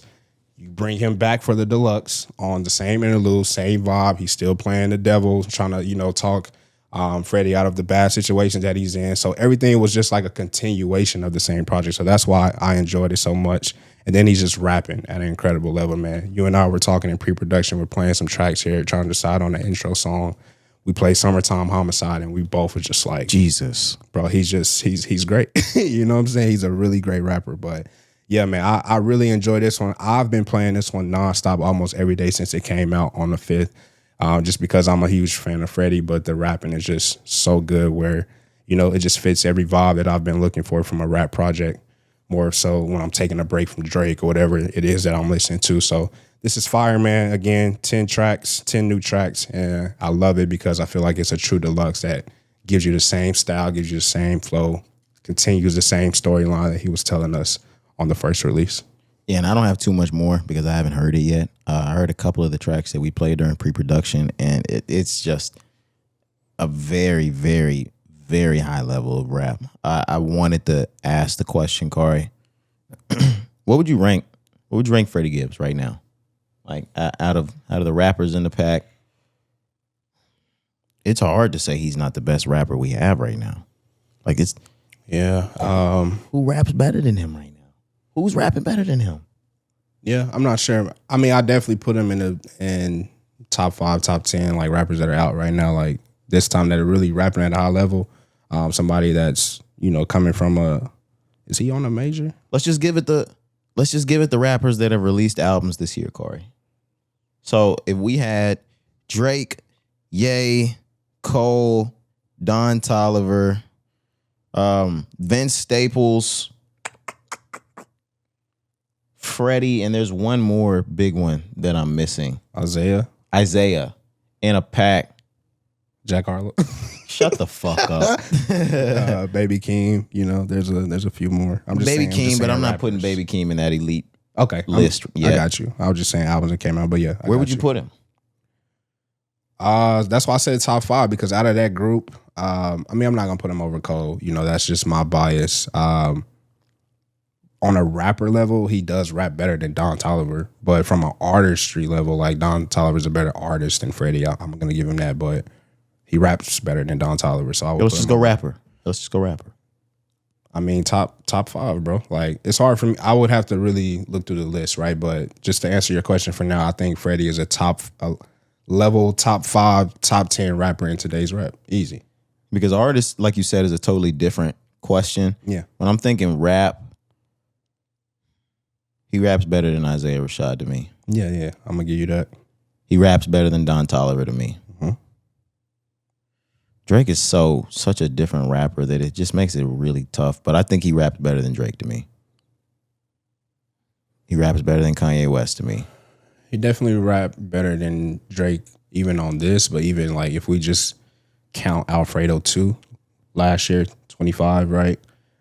He damn near rapped better than anybody the whole year. You know what I'm saying? So yeah, for me, A$AP Rocky dropped this year as well. He's a better rapper than A$AP. Yeah, I was gonna say. I'm just saying albums that have come out this year. I was like, Cari, cut the fucking shit. So what about, you know, your boy Action Bronson, Planet Frog? They're kind of on the same level. I know, because we've started all of the rappers I always had as some of my favorites, niggas disrespected while I was coming up. And now that we moved into a different period of rap, Action Bronson's finally being respected as one of the best lyricists. It's the rap that everybody adores now. Yeah. Where the fuck were y'all? All of them. The whole Griselda rap, Freddie, Alchemist. All places that we were at fairly early, which is why like I always pat my ears on the fucking back. Because it's like, we had that ear already. You heard it, yeah. But Freddie's a better rapper than Action Bronson. Okay. You would know more than me, so I'm going to respect you on that one. I think that's close. But yeah, everything is very smooth and effortless for Action Bronson. There are certain tracks like, you could hear Freddie Hart in that shit. You could hear Freddie's whole soul in that shit. I told you when we talked about him previously, I said, bro, his delivery and flow is top notch. And you know that difference I'm talking about. Mm-hmm. Action Bronson can just, I mean, ceviche on the bin, like that's his style though. Right, but like, nigga, a woman might have done him fucking wrong, and Freddie can make you feel that shit. Yep. Like the punchlines, bro, like they hit Yeah. They hit hard. The production, the beats are always incredible. Like, to me, and I think I may have said this, I can't really remember, but he's mastered his flow, bro. His flow, his delivery, is top notch. It's unique. It's one of a kind. So his voice is one of a kind. Yeah, that's why I put him so high, because he's separate from the pack, my nigga. He may not get the looks, you know, at times. Obviously, I know Alfredo and things like that. He's done major level things. Don't get me wrong, but I'm saying just from every album that releases, he may not get the major looks from project to project. But Freddie, bro, he's one of the best. His flow, his delivery, like I said, it's unique. It's one of a kind. It's some of the best raps that I've ever heard. You know what I mean? Because, again, he just separates himself from the pack. So when you ask me the question, like, where do I put him? Where do I rank him? I mean, if I'm looking at today from all the rappers that are in the game, it's easy for me to say he's top 5, top 10, but I would have to really look at, you know, not only who's come out this year, who's come out, you know, the last 2-3 years, and really try to put him, you know, in a ranking where I feel like I want to have him sit there and remain. You know what I'm saying? Because, like, right now I can say, yeah, he's better than this guy, but I may come back and say, well, maybe I move Freddie down. Maybe I move him up. You know, certain people, you ask me right off the muscle, I'm like, no, he's in that spot and he's not moving, because his, you know, his track record shows. For Freddie, again, it's a little different. I'm newer to Freddie. You know what I'm saying? He hasn't necessarily been one of my favorites for that long. So, you know, I just kind of want more time, or like really make a list to be like, nah, I put Freddie here and he's not moving from that number, if that makes sense. Is Freddie a B-list artist by choice? Because that rap for such a long time, from Freddie all the way to now, begs the question of why is he not a mainstream A-list artist? Is he a B-list rapper by choice? Maybe. I want to say maybe. I need to do some more digging. Maybe he was fucked around the industry. Yeah, I'm not sure. Because, Cari, you hear Alfredo too. You hear You Only Die Once. There's no way in the world that he's a B-list artist. Mm-hmm. And I'm sorry, like I'm just trying to do the math and science in my head. He got the look, he's got the voice, right? He's got the lyric. Like, what's really keeping him from being an A-lister? I haven't been able to put my finger on that yet. Yeah, good question. And like you said, I mean, I've never really thought about it until right now. You know, if it's something more so like a label thing, or if it's more of a choice as to where he is and where he wants to be. So yeah, good question. Not sure about it though. Okay. We can go ahead and move on. All right. Where are we at with it next? ICEMAN, Cari. Okay. Let's talk Drake. Drake has not returned, honestly. He retains his #1 spot on the Billboard Top 200 albums. #1 for ICEMAN, and this is going to be his 4th week consecutively. The longest running #1 of the year 2026 at this point. And it doesn't seem like there's any signs of letting up. We don't have any huge albums on the way. So I think he holds this spot for quite some time. Yeah, I agree with you. Thoughts, comments? No, not really. I mean, I'm not surprised about it. I think he's platinum now at this point, right? I think they came out and said that, or maybe on the brink. Yes, he's platinum now. So, no, I don't really have too many thoughts about it. But again, just happy that bro is, getting the love that he deserves and the respect that he deserves. He's been quiet since the album has released. You haven't seen him really popping out doing Instagram, Twitter, anything, which I think is a good thing. No tour info, but I think that's to come. Definitely to come. And it may not be because the summer's already packed, right? He's gonna go on tour in the fall, I bet, and kind of go into the next year. That's kind of probably take it like somewhere September, October, and like February. Okay, yeah, that's what I was thinking in my head, but I was like, why would he announce it now? Because everybody's touring in the summer, so you kind of spoke for me there. But yeah, again, it's dope. Shout out to Drake. The album's incredible. Still getting plays as we see, and he's platinum in less than a month. So nothing that you could really say about the guy. Yeah, we got more to talk though. I think you probably wanted to talk Jalen Ngonda. I'm sure that's how you say it. I've got a lot of African native students. And, I mean, when I usually see that, it's more like Ngonda or something like that. Yeah, you're probably right. But yeah, just putting this on here just to mention this project. There's another one we're going to mention right after, but Jalen Ngonda new project that came out last week on the 12th, I believe. It's titled Doctrine of Love. You have 10 songs, 31 minutes from this. And this is just an artist that I'm newer to. I saw him live last year at the Alfredo 2 concert. He opened up for Freddie Gibbs and The Alchemist. And I was blown away by his talent, by his voice, by his will to play instruments and really rock and move a crowd at that time. He had a project that was out around that time as well, his debut. So when this one came out, 2 years later, and I saw it, I immediately pressed play on it. My song of the week from the last episode was from this project, Mr. Train Conductor. And he's just a really dope artist, man, somebody who's really in tune with himself. It's more like 60s, 70s style of music. And he's someone that's from the UK, from Liverpool. You and I looked that up last week as well. So to see him not even be from the States, but have like the influences of, people like Aretha, people like, I'm sorry, not Aretha, but Diana Ross, Marvin, there's been more artists that have come out these days and try to mimic these people exactly. They damn near want to be these people. And I like that Jalen is still being himself, but taking, those influences and making it his own style. Why are you throwing shots at October London? Because, the music is good, but nigga, you're not Marvin. You're not. You know what I'm saying? Like you try as hard as you want. He is literally trying to dress himself up as Marvin, which is like at a certain point it gets a little fucking weird to me. What I don't, that part I agree is weird. And there was a part that was weird to me about that stuff even before. You can have the voice that sounds pretty much identical, and you can even kind of go into the same sound. Naming your album The Return of Marvin.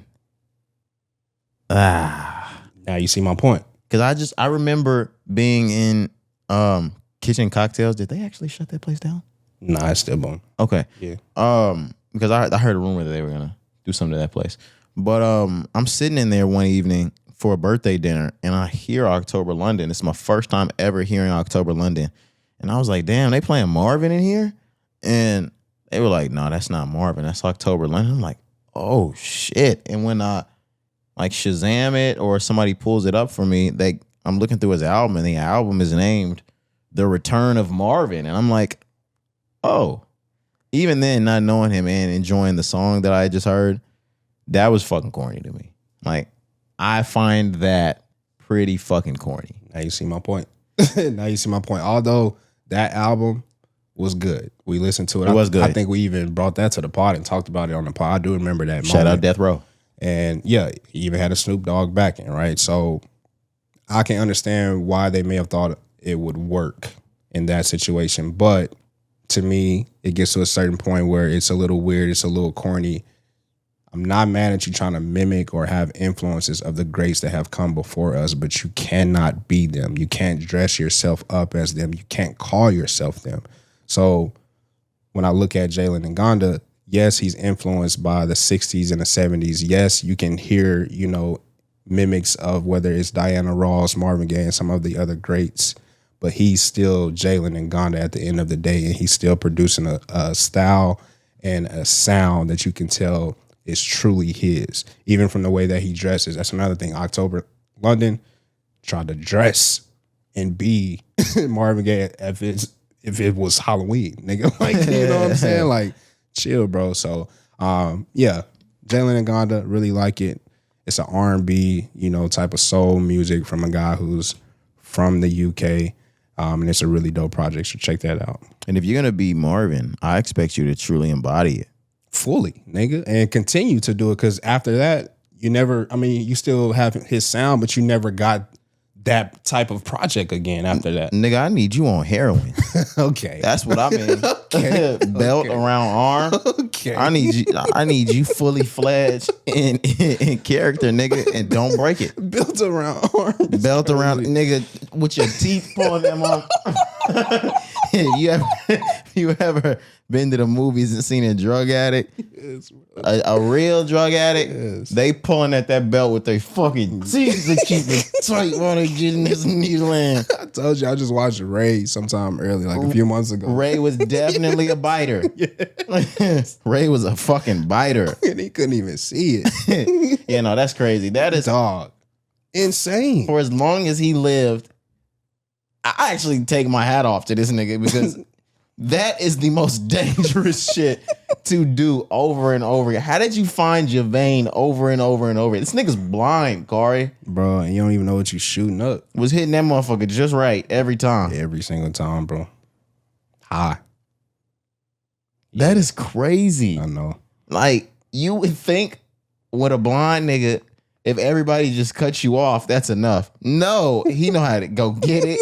He know how to weigh it. He know how to fuck it. Bro, like, Cari, think about a blind man lighting it, spoon and everything. Yep. Belt. Yep. Syringe. Yep.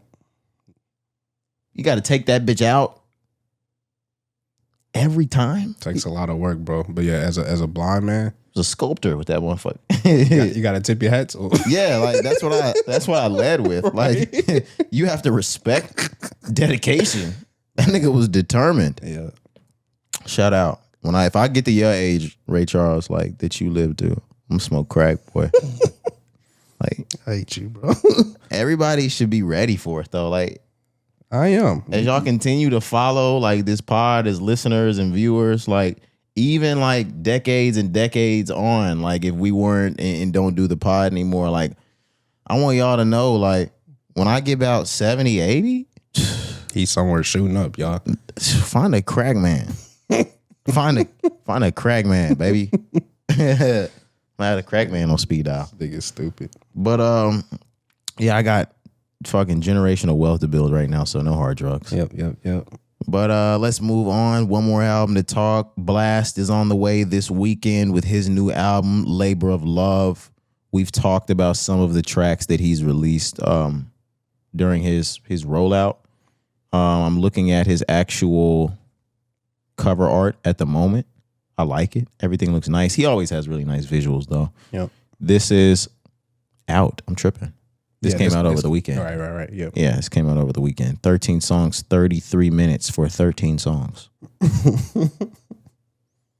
Why you say it like that? These new niggas, man. This some XXX Tentacion Albums shit. short these days, bro. Fucking songs be a minute 30. Bro. But I haven't heard this, but I'm gonna play it. You know, we played that one song like you mentioned. I don't even remember the name of it. You have that name or the one that we played that one time? I'd have to go back in some of the pods. It might be Just My Type. I think it was Just My Type. Yeah, but go ahead. I'm sorry. No, I was gonna say I haven't heard this yet. We've had such a busy weekend that the music that came out this one and last, I'm gonna be honest, guys, I haven't gotten to it yet. That Freddie is going to be the first thing that I get to, and then after that, it'll be Blxst. But yeah, I just haven't made the time yet. Even what was it, Jalen Ngonda? Mm-hmm. I downloaded it and it's sitting in my phone right now. I just haven't been able to press play and get through the rest of it yet. But we'll make it there. Yeah, so kind of same thing. Just haven't had the time to play this one, but I am, anticipating to get to it because for Blxst, it's somebody who early on, first projects really popped it at a high level. If you go back to 2020, the No Love Lost album, 2021, you get Six Take 2. 2022, you get Before You Go. So within this 3-year period, Blxst is really smoking shit, really putting a name for himself, like building a core fan base, and like I said, just really making a lot of noise. Killed the pandemic era. From 2022 to 2024, right? He took a 2-year break, and it wasn't necessarily a fall, but it got quiet. The noise wasn't as loud as it was. The 2024 project, I'll be honest, I don't even really remember it as much. So fast forward again, another 2 years, another 2-year break. He's back with Labor of Love. I'm curious to see what's this going to be, Blxst, because there's a lot of noise after you took that break. And I think you and I even discussed it as well. Like a lot of shit started sounding the same and started getting repetitive. A lot of people had things to say, so I just want to see what this project is going to bring to us. 2026 is looking like a big year for a lot of artists. A lot of people are seeing potential and maybe avenues and lanes that they can maybe adapt or try new things. So I'm just curious to see where Blxst is going to take us with this album. Yeah. And I'm curious as well. I'm not as curious maybe as you are, just because I heard that last track that we both heard, and it does still sound like basic Blxst. So I'm not mad at him bringing me the same songs, though. I'm one of those that's not broke, don't fix it. Yeah. But and he's perfect for the summer. Blxst songs, I don't know what about his vibe. It just screams summertime to me. But I don't know. If you provide me that same type of vibe just with some new lyrics every summer, I think I'm gonna listen to it. I'm sorry. Yeah, I'm with you. Now his trajectory as like a rapper, of course, changes when you provide the same type of music, but the feeling does not change for me. Yep. So I'm going to get a listen to this one as well. Like I said, I'm going to Freddie first. After that, I'm going to Blxst. And then I'll give Jalen a listen. But that pretty much does it for the music portion right now. Do you want to move into news? All right, let's do it. Let's talk BET Awards next weekend or the weekend after that, something like that. I think the 26th. Okay, so weekend after next. Yeah, you're right. Weekend after next, we're headed into the BET Awards. Hold on, that don't sound right. Yeah, weekend after next. We got the BET Awards to look forward to, and we've got some awards that are already announced that are going to be given out that we wanted to talk. First thing was going to be Lauryn Hill. She is set to receive the Living Legend Award this year, the 2026 BET Awards. You feel that's valid? Living Legend Award? Lauryn Hill? Yeah, I don't think I have any negative feelings towards it. I want to just correct myself. It's June 28th, which is still the weekend after next, but that's a Sunday. Yeah, that's Sunday. Instead of Friday. But I'm kind of half and half, right? I know, right? So let me tell you why. One being like, I'm never against us acknowledging our greats. We have so many greats to acknowledge, right? So I know it can be hard from year to year to choose who's the living legend, who gets the culture award, all those things, right? I know what you're about to say. So Lauryn Hill, the last 2 years, yes, she has been doing a lot of popping out. Yes, she's been doing a lot of stage, presence. She was at the Grammys, she performed. There's been a lot of interviews. She's talking about, her career and things like that. So if I'm BET, I'm looking at her last 2 years. I'm seeing people constantly talk about Lauryn Hill. I'm seeing Lauryn Hill get more comfortable again with showing up and showing her face. Yeah, I mean, I'm not mad at us choosing Lauryn Hill to be the person who gets honored for this type of award. I believe the last one who got this award, because this is like a newer award that's been introduced, I think, within the last 10 to 15 years. So the last one that got this, I think, was Kirk Franklin. So you know what I mean? So like I understand the category for this award. This isn't like, let's acknowledge somebody for just being great. It's one of those awards where like, let's just put attention on somebody who's maybe popping out more recently. I think Kirk Franklin was on like Glorilla album around 2 years ago. He was doing a lot of shit. He was outside. It's kind of a strange criteria for a living legend. Like, been doing well the last couple of years. That's what I think this award is. I'm not disagreeing. I'm just saying, if that's the criteria for a living legend, that's fucking weird. So you see why I'm introducing it this way, to say that's why I think Lauryn Hill gets chosen for the Living Legend Icon Award at the 2026 BET Awards. I do not think this is an award that's truly to highlight, somebody's career fully. I think that's part of it. Obviously, they're going to give her a moment. She's going to get on stage, accept the award, and have probably some good things to say. But I think this award being introduced is really like a popularity thing, just looking at how it's been introduced and how the awards have been given out the last few years or so. So, again, I don't hate it. I love Lauryn Hill, right? She's cool, whatever. But at the same time, I just feel like we can maybe honor people that are, living legends.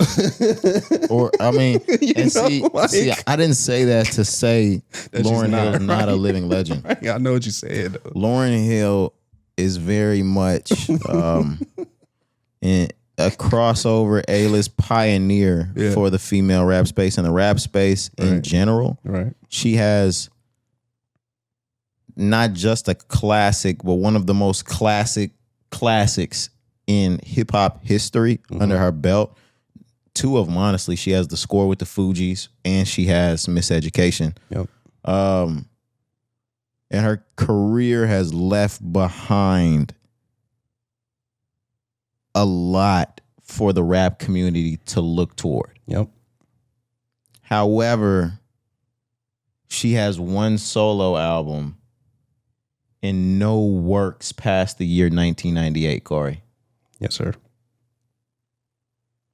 And, right, what has she done for the genre? Nothing. Since 1998. Nothing. I'll answer that fast. So you see what I'm saying? So that's why I'm like, I'm 50. But inspired. Right. She's inspired them. Now you see my points here. So yeah, that's where I was with. Like, that's why I asked you. Like, you know, how do you feel? Like, I'm up in the air in it, like, with it as well, because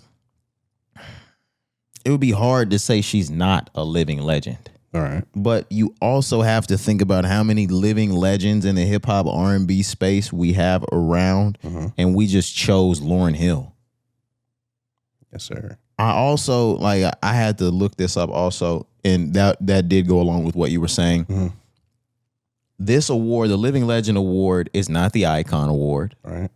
It is not the Lifetime Achievement Award. Right. So we should not be looking at those as one and the same. But at the same time, what's the fucking difference between Lifetime Achievement and Living Legend? Or Icon?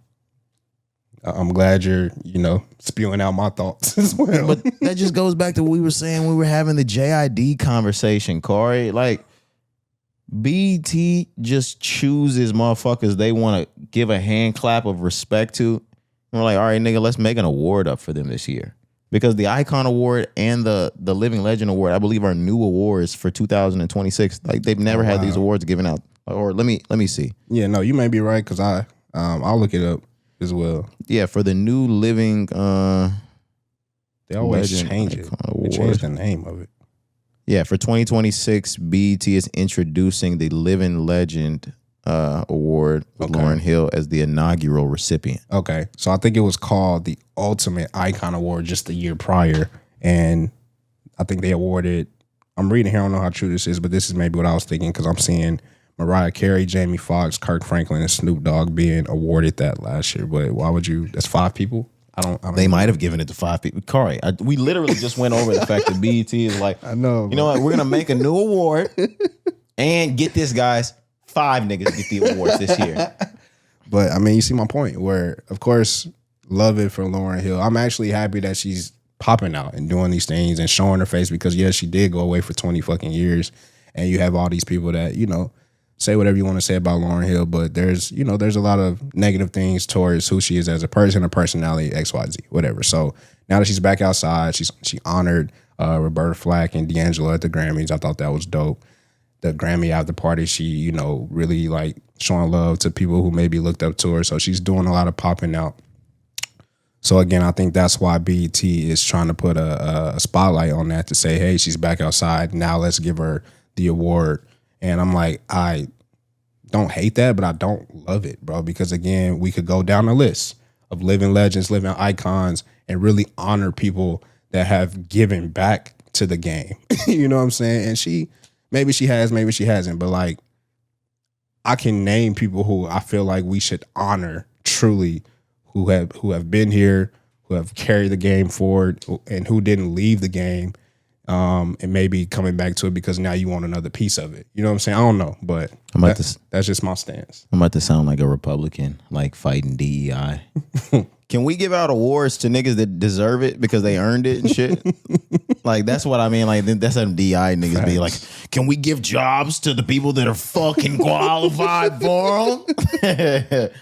No, like, can we give the awards to musicians that are qualified to receive these awards? Merit-based awards. There you go. That's the perfect word. That was mad Republican. Merit-based.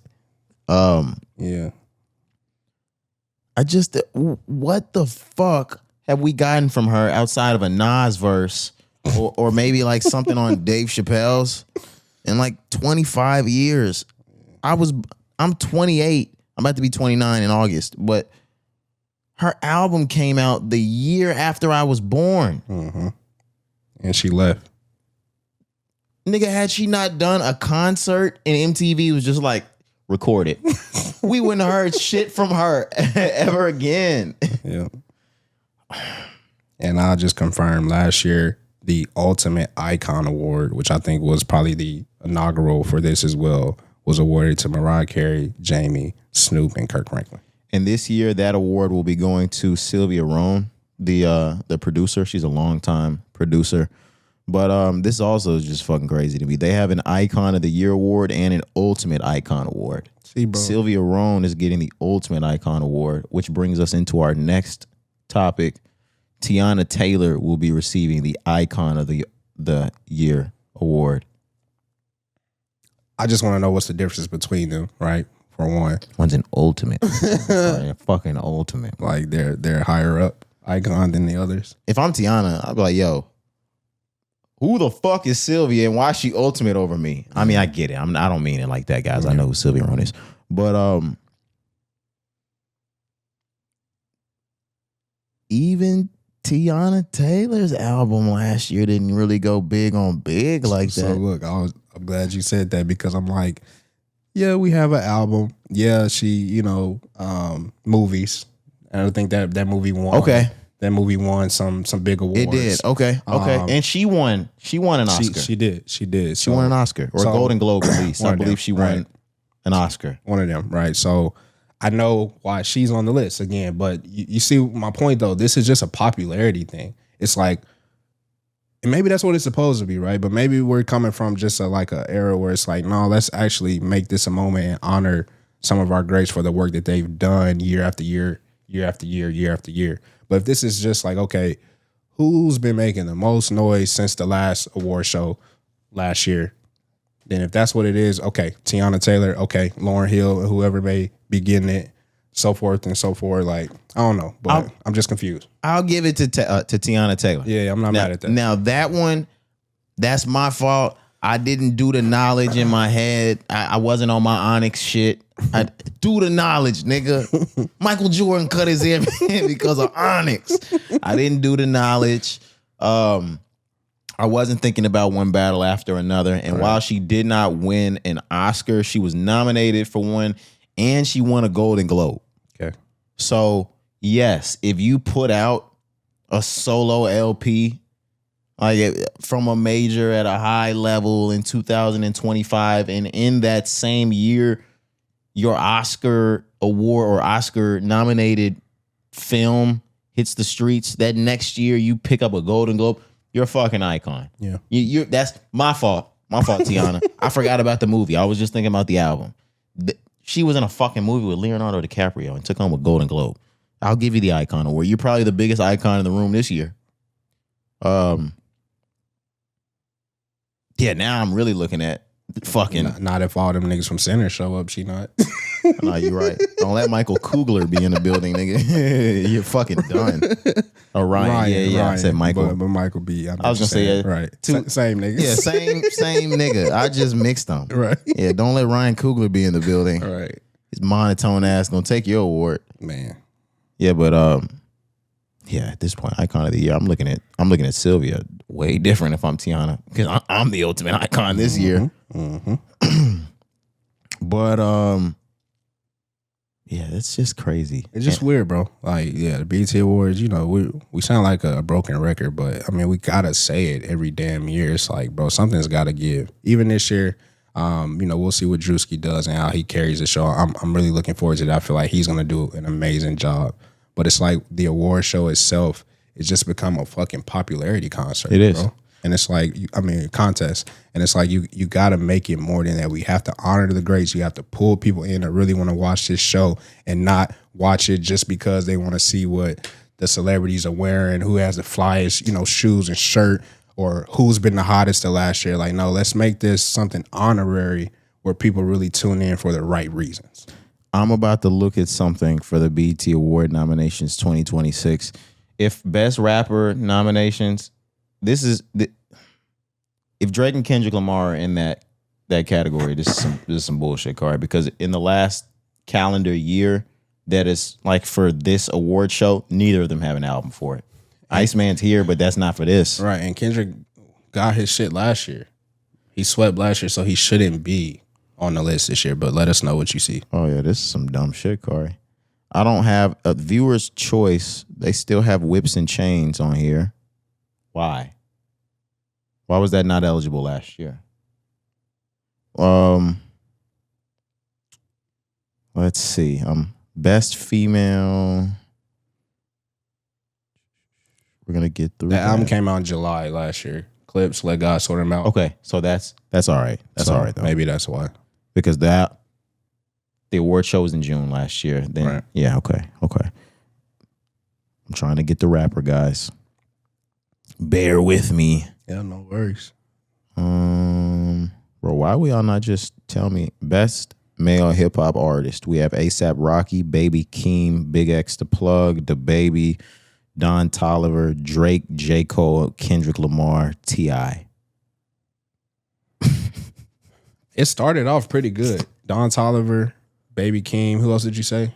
The Baby, Big X The Plug, ASAP Rocky. Yeah, it started out well. ASAP. I like those guys being in the category, but then you throw in Drake, Cole, and Kendrick at the end, and it's just unnecessary. J. Cole should be there. He had an album that came out early this year. That makes it for this. That makes the cut. I would think it would be for the following year, but yeah, you're right. Say we just had stuff that came out. I mean, I guess that all counts, but then you have, why is Kendrick Lamar in here, Corey? That's what I'm saying. And like, I don't want them to win these type of awards because people like Big X deserve credit. People like Baby Keem deserve credit. They're going to give this award to Kendrick Lamar. Why?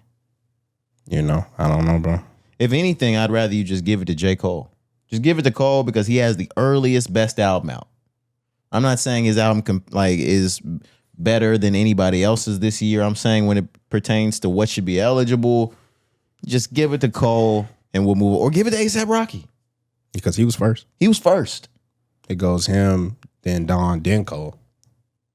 So if you're going off of that, you got to give it to Don. And if we're going off of the first of them, shit, you got to get at the Big X The Plug. He dropped last year. Last year, right? Yeah. See what I mean? But like for these type of moments, like I would much rather it go to somebody like Big X because like he's new, right? And he's been putting in the work and you want to honor the newer greats, right? Cole, Kendrick, Drake, all these other artists, while I'm sure they would respect and, you know, clap for the BET and be grateful for this award, they don't give a fuck. They're not even going to be in the building that night. People like Big X, Baby Keem, these newer artists, they're going to show up. They're going to be there. They're going to show up, perform, and really like honor this moment because somebody growing up like we did, these guys we're all similar in age, these newer artists. We grew up watching BET. We grew up watching 106 in Park. Being on BET is a huge fucking step up, even in 2026. These other guys have already passed that. They don't even give a damn. Their days of sitting in the crowd at the BET Awards were when we were in 8th and 9th grade. Middle school, exactly. Yeah. Exactly. So I don't know. We'll see, man. But Kari, the one that was really gonna fuck our heads up is the one that they're actually gonna give it to. Ran into the checker flag. You said T.I.? I didn't remember you saying yes. T.I. In what world do we live in? I mean, and we do live in a world that BET would pull some shit like this. That we watch T.I. get on the stage and accept the award for, let me see, best male hip hop artist. I mean, when you have one of the biggest, highest selling rap songs of the year, how can you not give it to the Kari?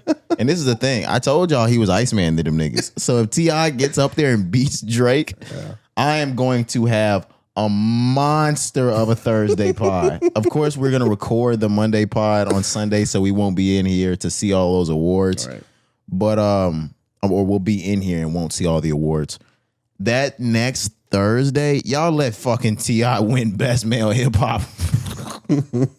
I'm coming in with just be prepared to listen to the song as the intro.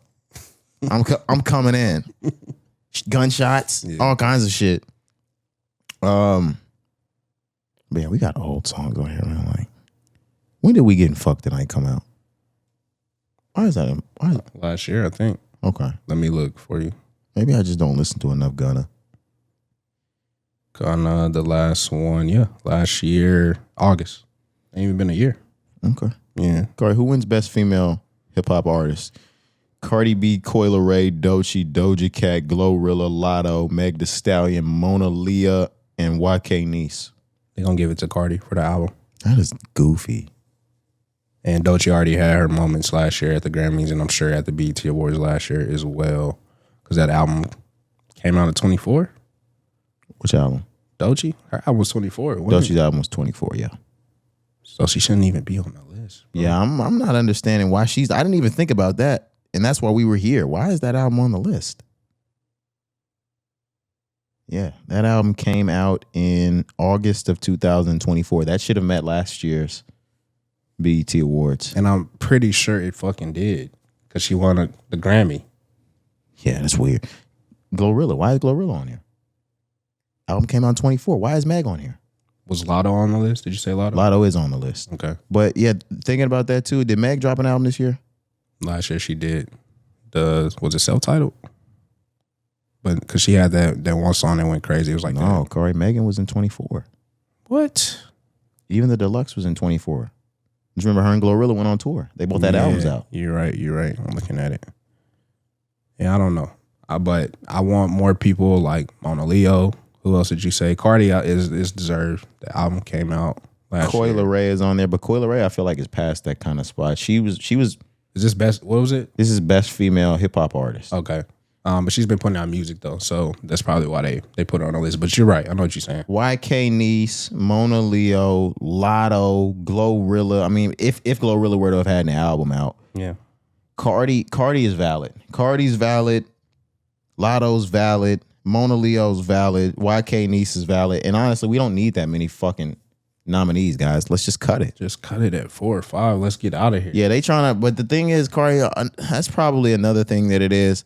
They want asses in seats, and they want these celebrities to show up. So we're just gonna try to invite them just in hopes that they fucking come. Mm-hmm. They fuck around, switch the winner backstage when they realize a nigga showed up. But that's such a ass backwards approach to me, and I know it may work a little different in these situations with these higher up productions. But I feel like if you just created more of a show that people wanted to come to, like more of an honorary, respected show that these artists and greats and these musicians will want to show up to, and not just try to nominate them for a list hoping that they show up. It could just work differently, but you've been doing it this way for so long, you probably can't change up the way that the shit goes. BET has to do a better job of becoming a powerhouse, and they have to attract and garner more attention, because we have to get back to a point where they want to be in the building. Like the same way, and I put this on the polar opposite, just like on the white side. You see those country music artists pack that motherfucking award show out every single year, Car. They pack the CMAs out every fucking year. Yeah. We've let BET dwindle into fucking nothing and then wonder why niggas won't show up. The TV station ain't worth a goddamn anymore. Like if we made this something that was desirable for everybody again, we'd fill back up. But nobody gives a fuck. When's the last time you seen Drake at the BET Awards? It's been over 10 years. Like, get the fuck out of here. Wheezy show up, Drake don't even show up no more. Yeah. It's been over 10 years since any of these guys. Kendrick maybe showed up last year. I can't really remember. A couple years ago. The year that GNX Not Like Us, that whole thing was out, he showed up. So that's last year. Okay. Because it was 24. No, he did the 24. No, he did the 24, I think. Like he performed at the 24? So. Or not, or was it 24 he won the awards? I thought it would have to be last year 25 because that music came out in the summer of 24. Well, yeah, just knowing they asked that. Look at fucking Drake. That throw his ass right on there. Yeah. GNX comes out November of 24. So I felt like Kendrick, because he swept everything last year. So I feel like maybe he was there, maybe he wasn't. He was at the Grammys for sure. Everybody's gonna show up to the Grammys, but what you said resonates. And again, I know we've been saying it for years, but it's true. The network has to become more desirable. You have to do things to pull these greats that want to come. And again, I don't think it's necessarily just nominating them for an award and hoping that they come. No, you have to make the platform and the show worthy of desirable these people showing up and wanting to build the brand. That's the issue. You said it perfectly. The brand BET sucks. You know what I mean? So because the brand itself is not in a level that it should be or where, you know, it needs to be, that's why the shows aren't pulling in, and that's why the shows aren't desirable, like you mentioned. Nobody's going to show up to somebody they think they're bigger than. Like the same way at this point, Drake doesn't even show up to the Grammys. They feel like they're bigger than that shit. At this point in time, until they revamp things, Drake is bigger than BET.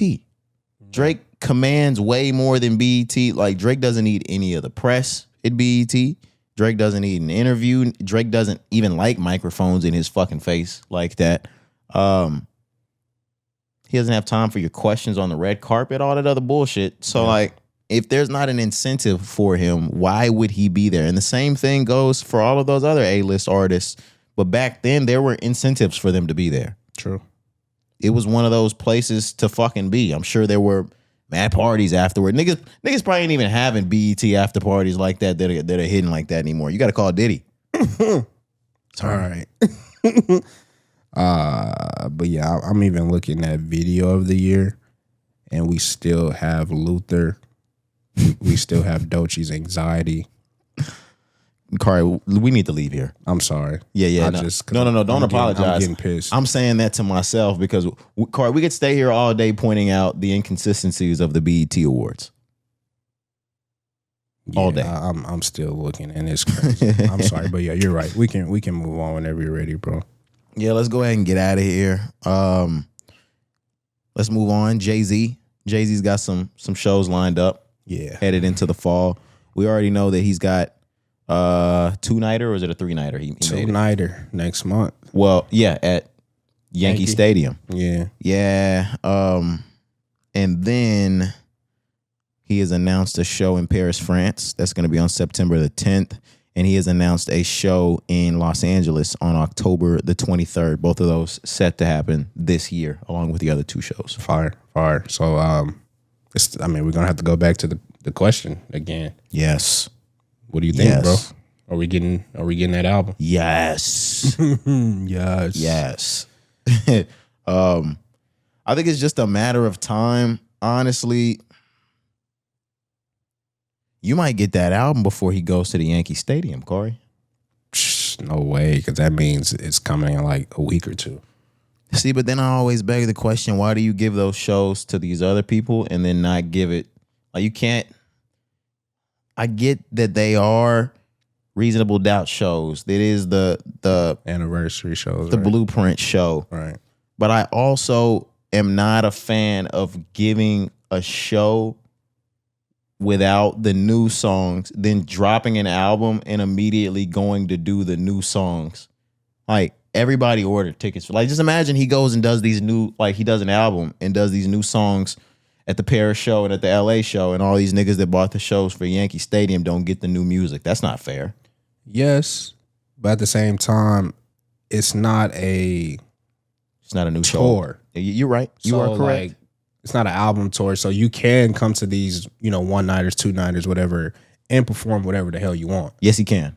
So although you make a solid point, and as a fan, if you do purchase a ticket, 3 months prior, you're gonna feel cheated. You are, But at the same time, I think as an artist, I won't necessarily just put that all on them to say, like, if you do drop an album, you have to perform these new songs at these later shows. I just think it kind of is a anything goes situation. And especially for somebody like Jay-Z at his age, you know what I mean? He probably just trying to get as many shows and songs out as he can. And True. I don't know. But I still think, and I still are on the stand, so like all this noise that he's making, you can't just be doing this just for some anniversary shit. All these shows, all these popping out. These interviews. The Roots Picnic, the interviews, like all these things. You just have to think Jay-Z's going to drop an album this year, right? So obviously there hasn't been any, confirmation of that to this point. You mentioned that, you think it could be before the 3rd and the 4th of July, which I'm like, that means, nigga, that's this week, next week. And Drake is still tearing up the charts. So that's why I also think, like, I don't think Cari this close this month. I don't see it.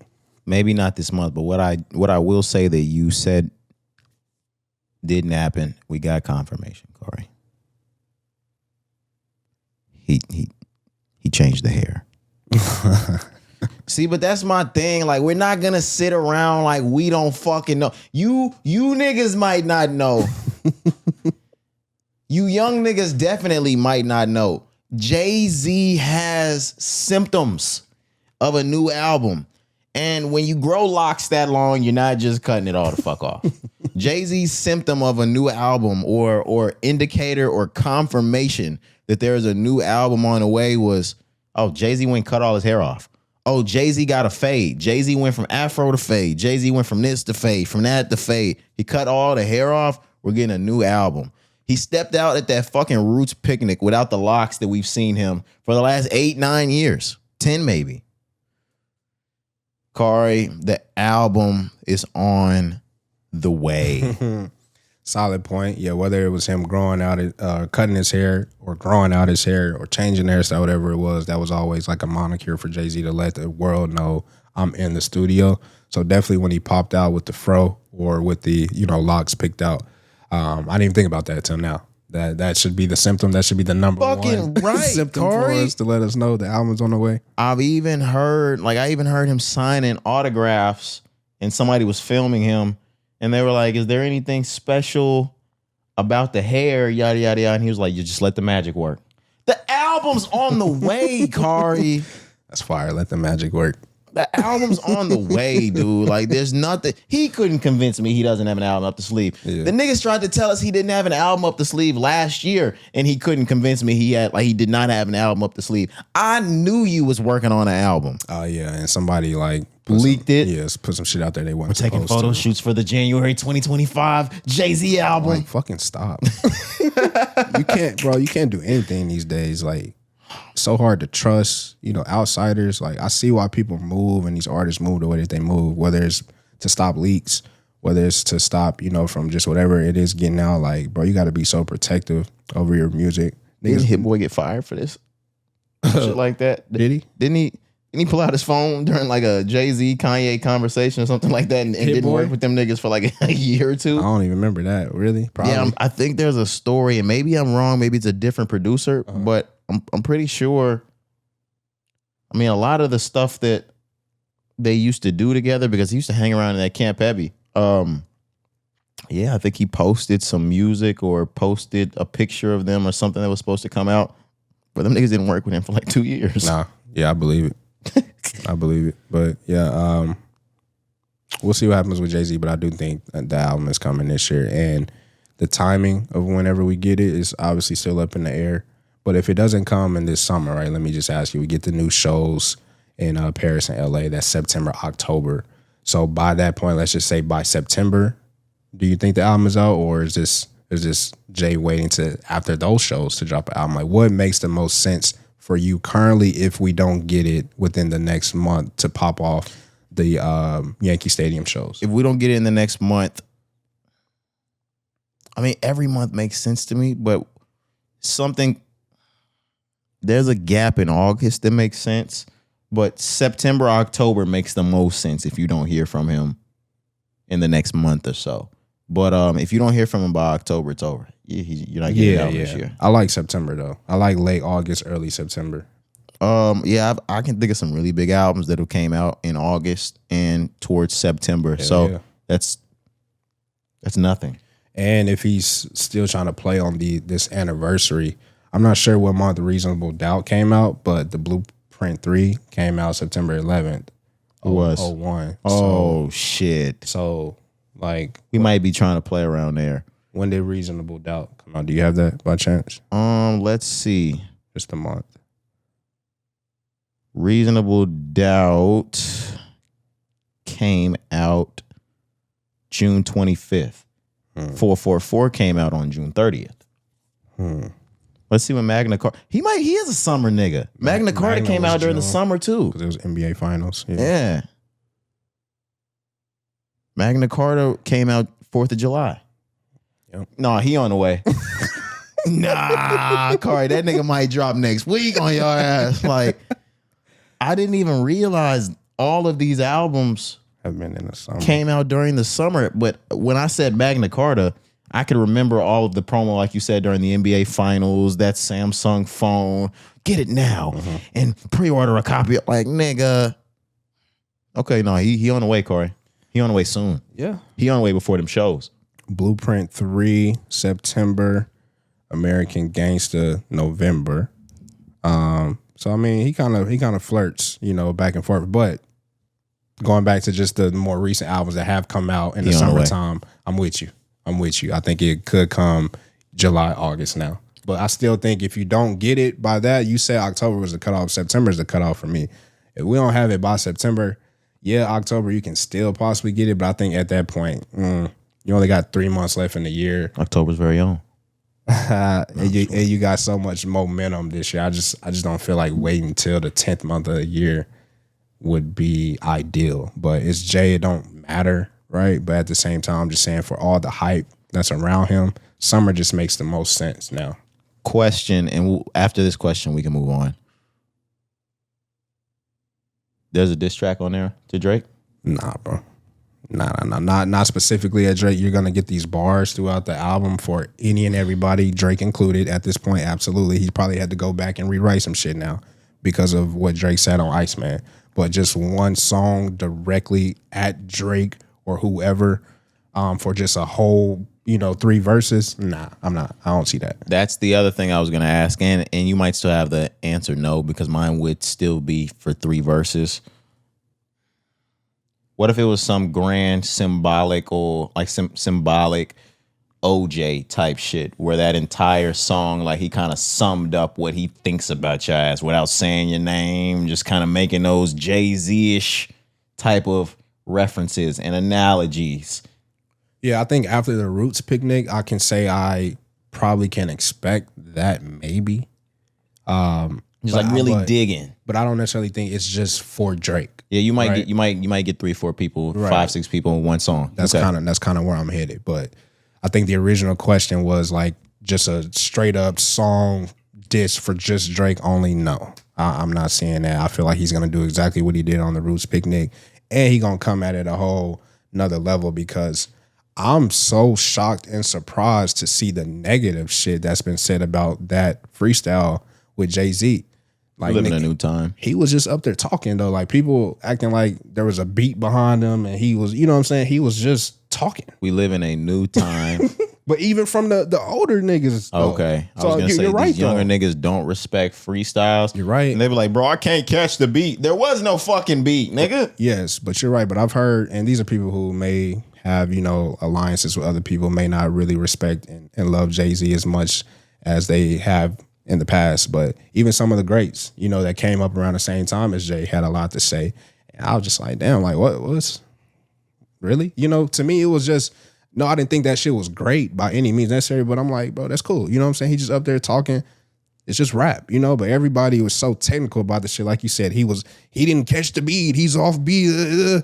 It's spoken. I'm like, nigga, it's just Jay on stage talking to me. Like, that's all it was, but I don't know. The reason why I asked that question, and honestly, this is why, even despite him being next to Kendrick and Cole, who I see as higher level rappers, this is why I harness so much respect for Drake, and this is why I asked this question, because through and through and through and through, Drake could put on his motherfucking fatigues and go to war with anybody.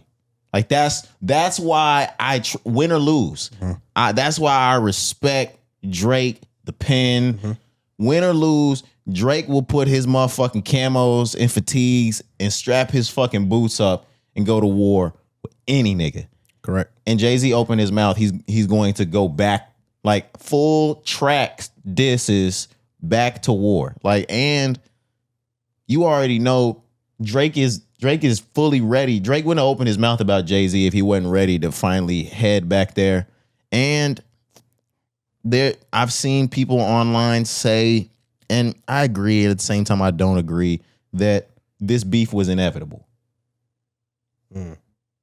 Like Top Dog versus the new generation's Top Dog, that this thing was set to happen, whether it be by beef or just by the best versus the best, that this thing was inevitable for us to run into anyway. I think I can maybe agree with that slightly, maybe 50-50. Just it's just hard because, and maybe it always gets to this point, right? But the respect level that was there for Drake, looking up to Jay-Z early on, going all the way up until CLB, it was there. It was there, and it was prominent, and it was a thing. It was strong. It was love. Yes, it was so strong. The bond was so fucking strong. The song was called "Love All." You feel what I'm saying? Pound cake. The love was there. Everything from the start, from the first album, from fuck. I'm blanking on. It was on Thank Me Later. Thank Me Later. Yes. I'm blanking on the fucking song, but yeah. So that's why it's kind of hard for me to be like, was it inevitable? I don't know, because I don't think either one of them probably ever wanted to get here. I don't know. But things change, life changed, career changed. That's why I meant perspective change. It could be in two different ways, and at this point, it honestly has just gotten to the point of, I mean, now there's beef on Drake's side. Yeah. But for Jay, it honestly might have just get to a point of, this nigga thinks he's the greatest. Yeah. And I'm not mad at you for that. Right. But I'm gonna show you. Yeah, I'm gonna have to show you, but this is crazy. I don't know if Jay-Z is ready for that in today's times, not by a bar or lyric or anything like that, only because Jay-Z has lived so much more life than Drake that hasn't been beefed with or explored or talked about because he's the king of this rap shit. And now that Drake thinks he's the king of this rap shit, that nigga has a clip full of shit to talk about Jay-Z about. Way more shit than Drake. Yeah, agreed. And we got Epstein shit to talk. Yeah, I was about to say, Jay-Z loses this battle. That's why Drake is so ready for it. And it's not from a bar perspective, lyrical level, because I think Jay has it there. And if this battle or beef happens in the early 2010s, late, 2015 and on, a massacre, Jay-Z would fucking wipe him out the park. Massacre. But in today's time, in today's world of how music is consumed and how headlines are produced, Drake has every ability and the advantage to come with that catchy shit. Yeah. And that's going to win him the battle regardless. Yeah. You know what I mean? So it's not even really a fair shot, and it's probably not even a smart move for Jay to really indulge in this battle all the way. Although, if you ask me now, yes, it's inevitable. It's coming. It's happening. You're going to get responses from both of these niggas probably for the rest of the year. Yeah, it's on the way. Being honest. It's on the way. But Drake wins this battle easily because of the catchiness that he can produce in his lines, the shit that nobody has addressed yet, whether it be the rape cases, the Epstein cases, and all this other gauntlet of info. And it's Drake, bro. So, like, whatever he does now, especially coming off the last battle, he's ready for a win. He's ready for war, like you said. On top of that, Cari, Jay-Z has lived his life in the private eye and off of social media so much that Drake controls the online social media market. Like he he indulges in the culture of online, the academic shit, the streaming shit. The internet is the kids now. He has the entire internet on his back. Exactly. And even if you talk that side of Kendrick that Kendrick has on the internet, that don't mean shit to Jay-Z not having most of them on the internet. Like Jay-Z does not have an internet.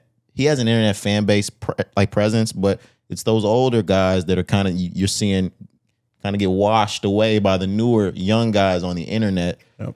The narrative, he can't control it.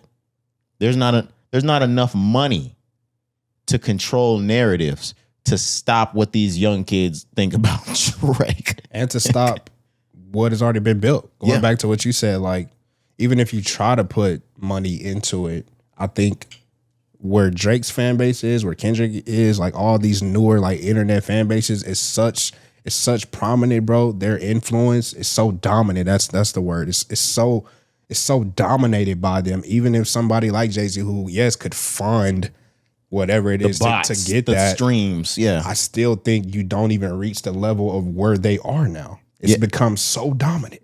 Yep. And just like you're saying, it's the people that make that moment feel dominant.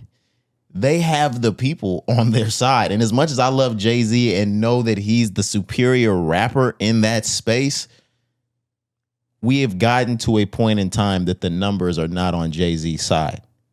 Damn, we're old.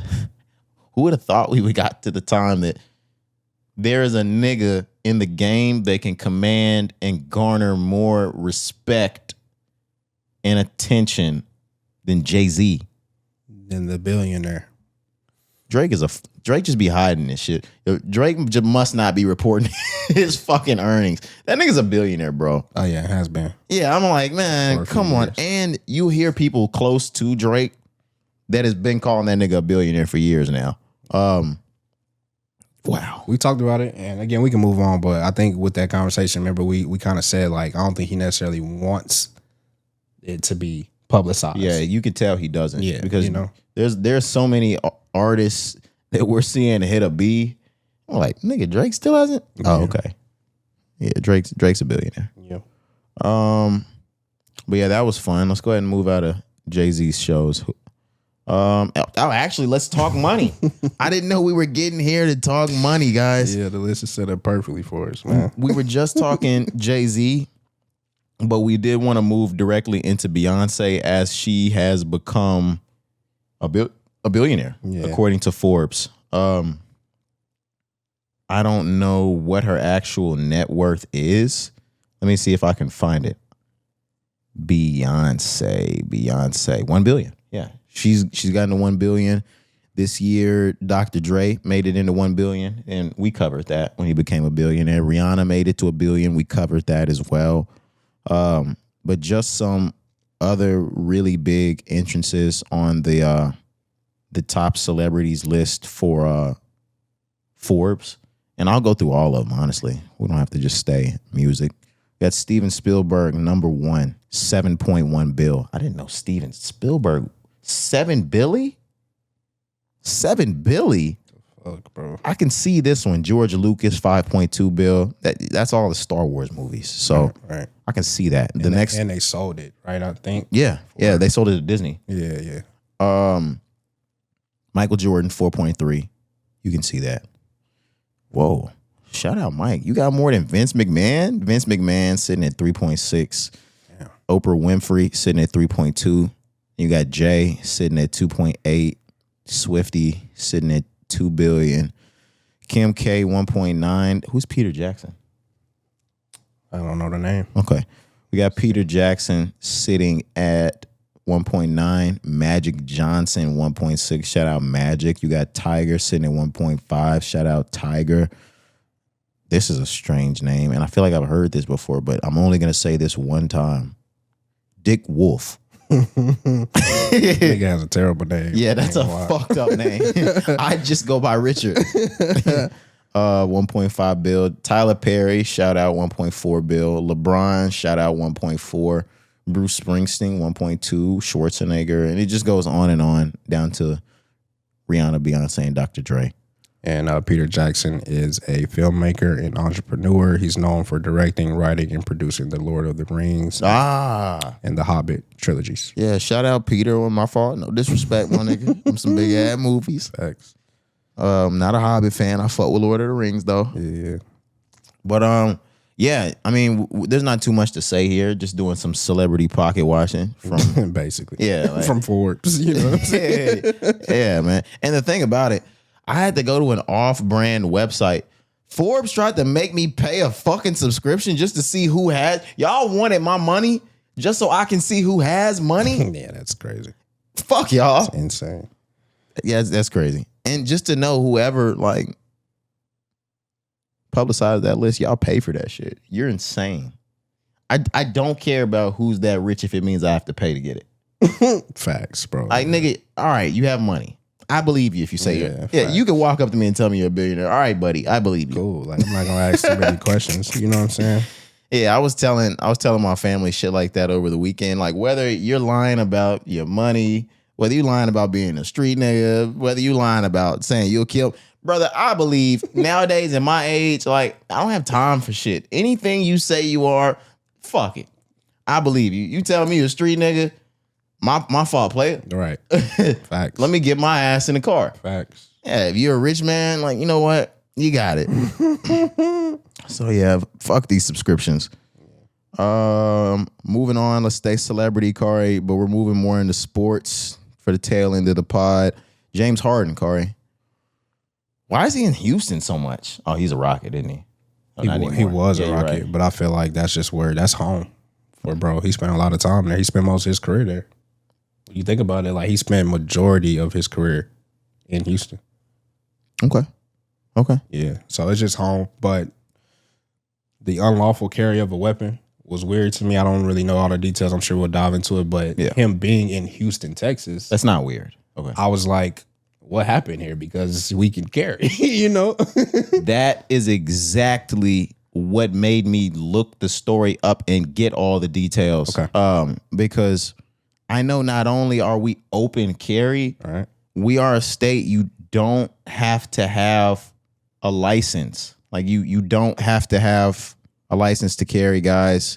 You can just go buy a gun from the store. Yeah. And at that point, that gun's legal pretty much everywhere you go, unless there's a sign on the door that says you can't bring it in. Yeah. Texas, nigga, we tow guns.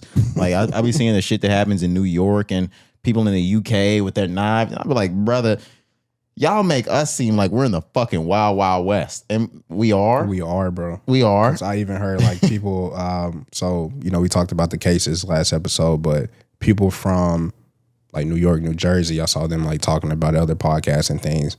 And they were saying like how they would never live in Texas. And it just dawned on me, like, I'm like, damn, like people, we see the world so differently. You know what I mean? And I'm like, damn, like if I didn't live in Texas, would I want to live in Texas because of all of the shit probably not that goes on here, right? Probably not. And I thought about that. I was like, wow, that's crazy. We have a fucked up, I mean, to other people look at us the way we look at like South Central LA and Chicago, the way that we think it's just the wild, wild west over there. And to them, they like, nigga, if you don't have a strap, you a lick. Yeah. The same way Europeans look at us like we're the wild, wild west over here. But with us being open carry and everyone in the state having a gun, if you don't have a strap, you're a lick. Like that's honestly, I didn't go get a gun just to go have a gun. I got a gun because I felt like if in this state, you are at the disadvantage if you do not have a gun, because just know you may not have one. Everybody else has one. 100%. And if it comes time that you need one, you're going to bring a knife to a gunfight. You're going to wish you had one. Yeah, you're going to wish you paid you a little 3, 4, 500 and got you a strap. It's just real, bro. But yeah, I truly feel like that's how we look at it. Yeah. But I did get into more details. Okay, go ahead. And he's just a celebrity being a fucking celebrity, Cari, because he gets pulled over. And my exact question to my search engine when I was asking is, how? And after the question mark, I said this as well, just to your tip. It's really hard to get an unlawful carry in Texas, question mark. All right. Gun was in plain sight. They pulled him over. He rolled the window down. They could see the gun from where he was at. That's the one thing that like most people aren't thinking about, and I wasn't thinking about, but that'll get you even in a state like Texas. You got to keep that in a center console. You got to keep that. I mean, if you're going to keep it under the seat, it needs to be holstered. Yep. If you're going to keep it in the glove compartment, that's cool, but you have to safely store your firearm. It cannot be left in plain view to the police. At that point, yes, unlawful carry, they're going to hit you with a charge. And my thing is, what the fuck is going on that from the time they get behind you to the time the cop shows up at the window, you have not stored your firearm? Like, me, sometimes do I keep it right there just in case I can, if I need to, for sure. But if the lights red and blue me, that shit's gonna be sitting in the glove compartment. Even if you said like, yo, what we doing in the glove compartment? Nothing, nigga. You didn't see me in no fucking glove compartment. Yeah. Nah, yeah, 1000%. And I'm looking up some more details here as well. It says he was arrested Saturday night, 3:41 a.m. local time. Oh, okay. So this is after the club. He riding with that shit because he in Houston. All right. And it's after the, James, he'd be outside. Why are you, see, that's another thing. Just as a celebrity, why are you shutting the club down? That's why you need the gun. Yeah. As a fucking lick, you should never be shutting the club down. But go on, I'm sorry. No, that's pretty much it. One more thing though, and this is just another thing, just how what you said and the way you explain the law is true, right? But at the same time, like Texas is just weird. When I take a step back and look at it, and how you can open carry and all this, but it needs to be hidden. We can't see it if we walk up. Bro, they gave him $100 bond. Oh, wait a minute. Which he posted, and he's already out. Cari, it's probably like $10 he paid to get out of jail. I would never get a bond that low. Or maybe it was $1,000. He paid $100. Either way, though, that was $10 to him. Exactly, man. No longer in police custody, as we know, misdemeanor charge. So you see how it's like we have this law where you can do it, but there's always a loophole or a clause where they can still because to me, again, if I wasn't from Texas, what you just explained sounds fucking stupid.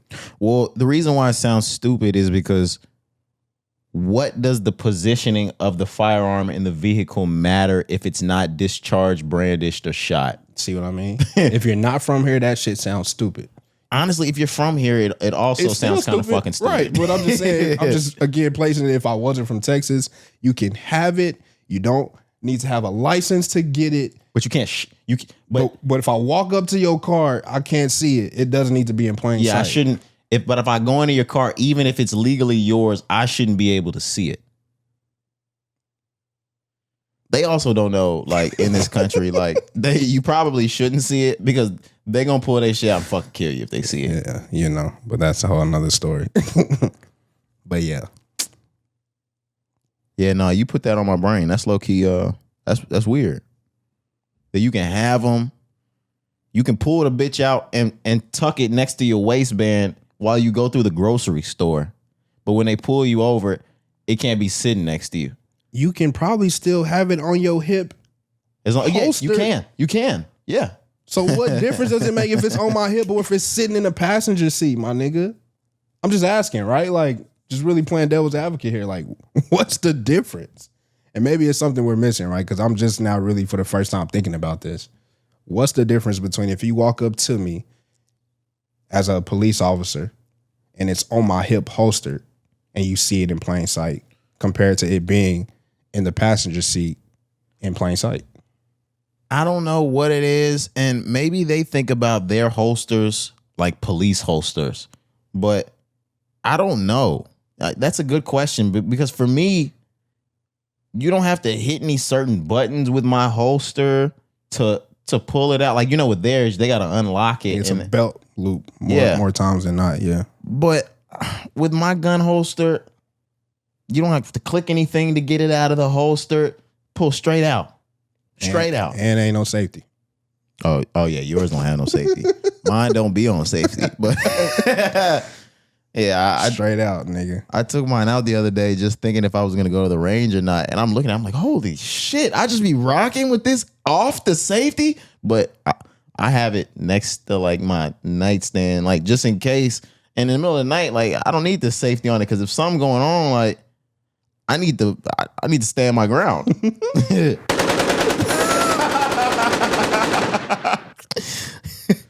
Yeah, man, I need to be able to let off. For sure, bro. Yeah, that's crazy. Yep. Shout out James Harden, though. You knew this wasn't gonna hold him down. He's good. They just a slap on the wrist. He's a Houstonian. But let's move on. Let's stay sports. Let's leave the legal. Cari, the 2026 World Cup has begun. Yep. We spoke on this a bit in the intro. Talked about how it's affecting our traffic situation, being that it's within a 10-mile radius of where we live. Mm-hmm. I think between both of us, it's within a 10-mile radius or so. Absolutely. But it started. We got 104 games to get through of this World Cup. It's crazy. And I'm going to try to teach myself a little bit of soccer throughout this. I was talking to Keith, and it's Keith, you did it. You're the reason why I'm going to watch the World Cup, because I'm sitting at the baby shower and I'm talking about it. I was like, man, I don't know shit about soccer. I'm not watching it. And he was like, nigga, it's the fucking World Cup. He was like, even if you don't know shit about soccer, you got to watch it. Yeah. And I was like, maybe I do. And then I started thinking about growing up, not knowing much.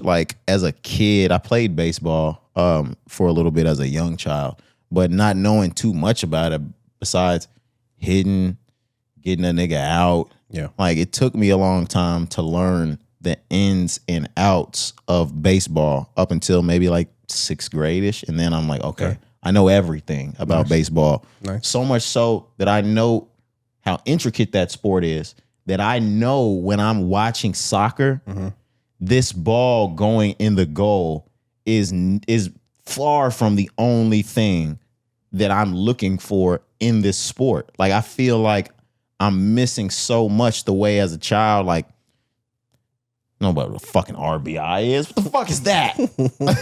I don't know what a batting average is. Nigga tell me he batting 700. I might think he sucks. But there's so many things that go along to that sport that I had to learn that I know I don't know that much about soccer as well. So like, I feel like a deer in headlights watching it, only watching for a ball to go in a hole, especially if it takes an hour and a half for one ball to go in a hole. There's only 2 things or 2 scores. You see the whole game. I don't know what else I need to be fucking watching for besides this ball going in the hole. So I'm like, I'll try though. I'm gonna try. No, that's good. I'm glad he's put that, battery in your back, and I'm glad you're looking at it from that perspective, because I never thought about it that way. Also, and when you said that, it made me think about like the Olympics. Although you may not necessarily know all the rules and things for certain sports and events for the Olympics, you watch it because it's like just a one-time thing, right? And it's a moment. It's history, bro. These things don't happen all the time. Obviously, you got players who only get to experience this shit one time. You got greats who probably are experiencing it, this moment, this FIFA Cup, for the last time in their career. So, yeah, it's big. It's a huge deal. Even if you don't, participate or know the rules of the game of soccer, I think you will still enjoy it. And I still think that you can find fun in watching it. Although it may take an hour and a half for one person or one team to score a goal, that's what makes the shit so exciting if you're watching for the first time. And lastly, I think for me, when I'm watching like new sports and new events and I don't know shit, I'm not a fan of a team or a player, that makes it even more exciting as well, because you could just watch it freely and not really care who wins, not really cares what the outcome. Not be mad your team is not fucking be mad. losing. You can just watch it free and watch it from a clear mind. And like you said, as you're watching it, you can learn and start to understand how the games work. And I'm speaking like I'm an expert. I barely know soccer myself. You know what I'm saying? So I haven't even like really sat down and watched a full game yet at this moment. I plan to, obviously. Was just a busy weekend, was only able to catch, certain games here and there. But no, I'm going to sit down and I'm going to watch the FIFA World Cup, bro, because niggas are playing their ass off for one goal. You know what I mean? So yeah, bro, it's dope. It's dope, man. Yeah, I don't have too much more on it. No plans to purchase anything to go down there? Nah, not at all. Those some high price tickets. I was going to say that they are coming down on the prices now that the World Cup is here. Started, they may not have filled everything up right now. Exactly. Okay. People weren't buying those fucking tickets because they were thousands. Rent payments, you know what I'm saying? Car payments. So, but I still don't plan to even look and go for one. It's just a lot of people, bro. And I was looking at something. I don't know how true this is. Me and my trainer were looking at it because my gym is nearby. You can see AT&T Stadium from where my gym is. So we were just looking, like we did some, chat GPT and shit. And chat told us, like, when this is all said and done, it's probably estimated to be like close to 3 million people in that city to come watch the World Cup. A total of 3 million people to have come to this city. Like, not residents, 3 million people that have traveled in. Tourists. 3 million people. I don't want to be around. I'm staying out of this. You know city. what I'm saying? Yeah. So even this past weekend, the first game was actually today, Sunday, as we were recording here at the AT&T Stadium. They're not calling it that as well. They're calling it Dallas Stadium, whatever. They covered the letters and everything. It was some like legal thing that they can't call it AT&T Stadium. Okay. Some FIFA rule. So it's called Dallas Stadium while they're here. But anyways, Sunday was the first game. And I was in the area, actually, but I don't think I was in the area around the time where the game like started. I think it was already either like concluded. It was USA and someone else. I can't remember. So USA didn't play here. We opened up in California. Oh, okay. It was Germany, I think, that played here, and somebody else. I can't remember. But I'm saying all that to say, like, the traffic wasn't as bad for me in that moment. But again, I don't think I was out when the game, before the game had started. I think it was already either going on or had already concluded. I do not plan to be in that area, though, before game starts at any time. Because I feel like, nigga, that traffic is going to be ridiculous. I'm trying to be super far away from that area. And I think about even going to Cowboys games, how packed the area is during a Cowboys game. Right. Just think about how packed it is trying to get a hot dog during halftime at a Cowboys game. And think about all 100 and whatever thousand of those seats being full every single day that this happens. Because those seats, besides the ones they didn't sell, they're going to be in there cheek to cheek. Yep. Think about them concession lines. Think about a bathroom line. It's usually women with the line. Yeah. It's going to be lines to pee. Yeah, it's crazy, bro. Yeah, it's dope, nuts. though. It is dope. nuts. Yeah. Not nuts. It's dope to see. Yeah. It's dope to see. It's definitely a moment because, again, you know, the World Cup may never be back here. I mean, with our stadium here, I'm sure they probably run it back. May not be in our lifetime. But that's what I'm saying, bro. Yeah. Like, you know, we may not be a host country like we are this year. Like, We may be 75 by the time it comes back to Texas or even back to the U.S. Exactly, bro. Yeah, that's crazy Exactly. to think about. That's how you got to think about it. That's why I'm like, shit, watch it. You know what I'm saying? If you can afford, go. You know, like this shit don't come around often. But speaking of afford, let's move on into our last topic. All right. Car, did you know you could buy a Porsche 911 for less money than a New York Madison Square Garden courtside seat during the NBA Finals? No way. Like total? Well, Porsche 911. Corey, those courtside seats in New York were over $100,000. I believe it was like 160 something, 160. But there was a list, you know, the page Hype Beast. There was a list of things you could purchase for less than a Madison Square Garden NBA Finals ticket. Courtside. And a Porsche 911. I think it was like a 2025. I was about to ask, like, them, or Porsche 911 is not as expensive as, you know, the world has made them over the years. But it was only like a couple thousand short.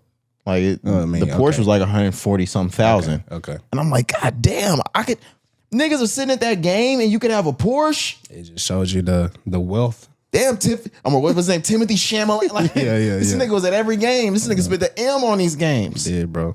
Spike, Ben Stiller. Spike, I feel like Spike's not even paying for these tickets anymore. And Ben Stiller said it also. They asked him, like, the TNT crew brought him, like, pregame, and they asked, he was like, bro, they give us tickets. Yeah, I was going to there are certain people, and I've heard this from other people, that for the image, for the look, Exactly. the same way the Lakers, they're going to call up Jack Nicholson to be at this motherfucking show, Jack Black. Yeah. Denzel. All of those people. New York, they're going to call Fat Joe. Yeah. They're going to call Spike Lee. They're going to call Kylie and Timothy and tell them to show up. Tickets on us. You just raising the price of these courtside tickets for us. Yep. Yeah. So yeah, those were $150,000, $160,000 seats. That's a crazy, night, bro. A night. Now I don't know what they were like in San Antonio.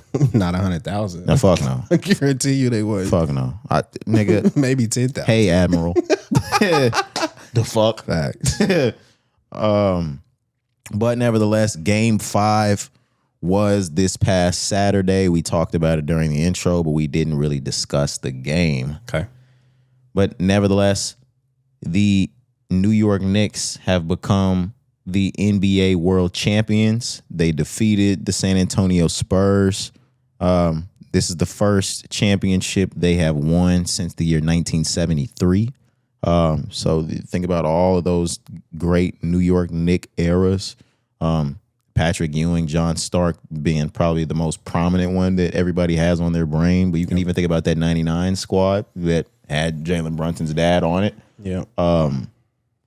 Which was the last time they had even been to the finals. But yeah, the first NBA championship win since 73.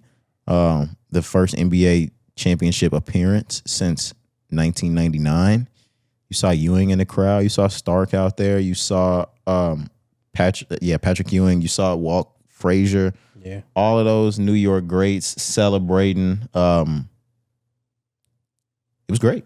Yeah, and I'm glad you brought up the greats because remember, Game 5 is in San Antonio. Yeah, they were still there. So, you know, all these New York Knicks greats came down to Texas to watch their team finally hoist that trophy after, I think that's 53 years, 73, if I'm doing my math correctly. Yeah. But We said on episode 424 last Thursday that you and I both agreed that this series would end this weekend. And I will say, as we were watching the game, it went just like how every other game prior went. It went exactly how we said it was going to go, Cari. San Antonio's up. They have a lead. They get comfortable, or maybe the inexperience starts to show.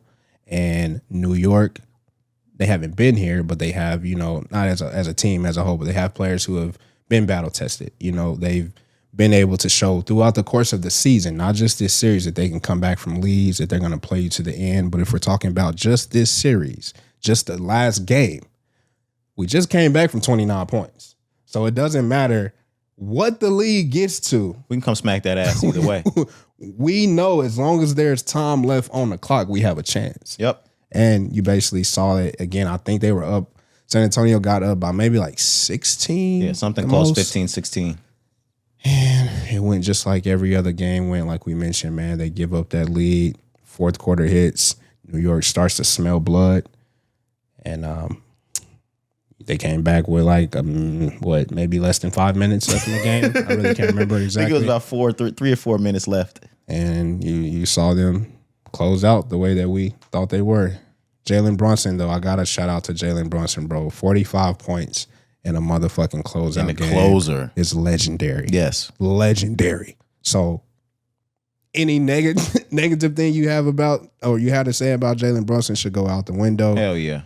If you even did, I don't know who the fuck has negative to say. Even since he came from Dallas, right. Nobody's had negative to say about Brunson. Right. But now put on here. It's solidified, and he's one of the best New York Knicks to ever play. Yeah. If not the best. You know what I'm saying? If we're talking skill-wise, Cari, and with the championship on his back now, you feel me? Jalen Brunson is the greatest New York Knick to ever play. I think at that point it would have to go. It's Patrick Ewing after that for me. Fuck no, Cari. Walt Frazier got a chip on him. True. I'd probably say Brunson, Walt Frazier, Patrick Ewing, Carmelo Anthony. Or we got some more 90s Knicks to get in there before Melo. Yeah, like Bernard King, because he the one that left, got hurt, came back. Bernard King, John Stark. Melo is above John, but I know what you're saying.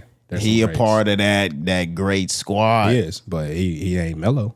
No, he not Melo. Latrell Sprewell ain't Melo neither, nigga. I didn't fucking say Sprewell. Right, but I'm just saying, you talking about niggas that was just a part of the team. I don't give a fuck. Is Sprewell dead? Nah. Okay. He'd be at the game. Okay, I didn't see him. I was gonna say R.I.P. Sprewell. Nah. But two is gonna be interchangeable though. It's either gonna be Walt or Patrick for most people. Walt got a chip on him though, Cari. He do. And Brunson has the chip, which obviously puts him above both of them. Yeah. Both Patrick Ewing is one of the greatest players to ever play. I know. So that's why I feel like, especially if you a New York nigga, if you grew up in New York and watched him play, I think they forever gonna put Patrick above anybody. Walt Frazier's also one of the greatest players to ever play.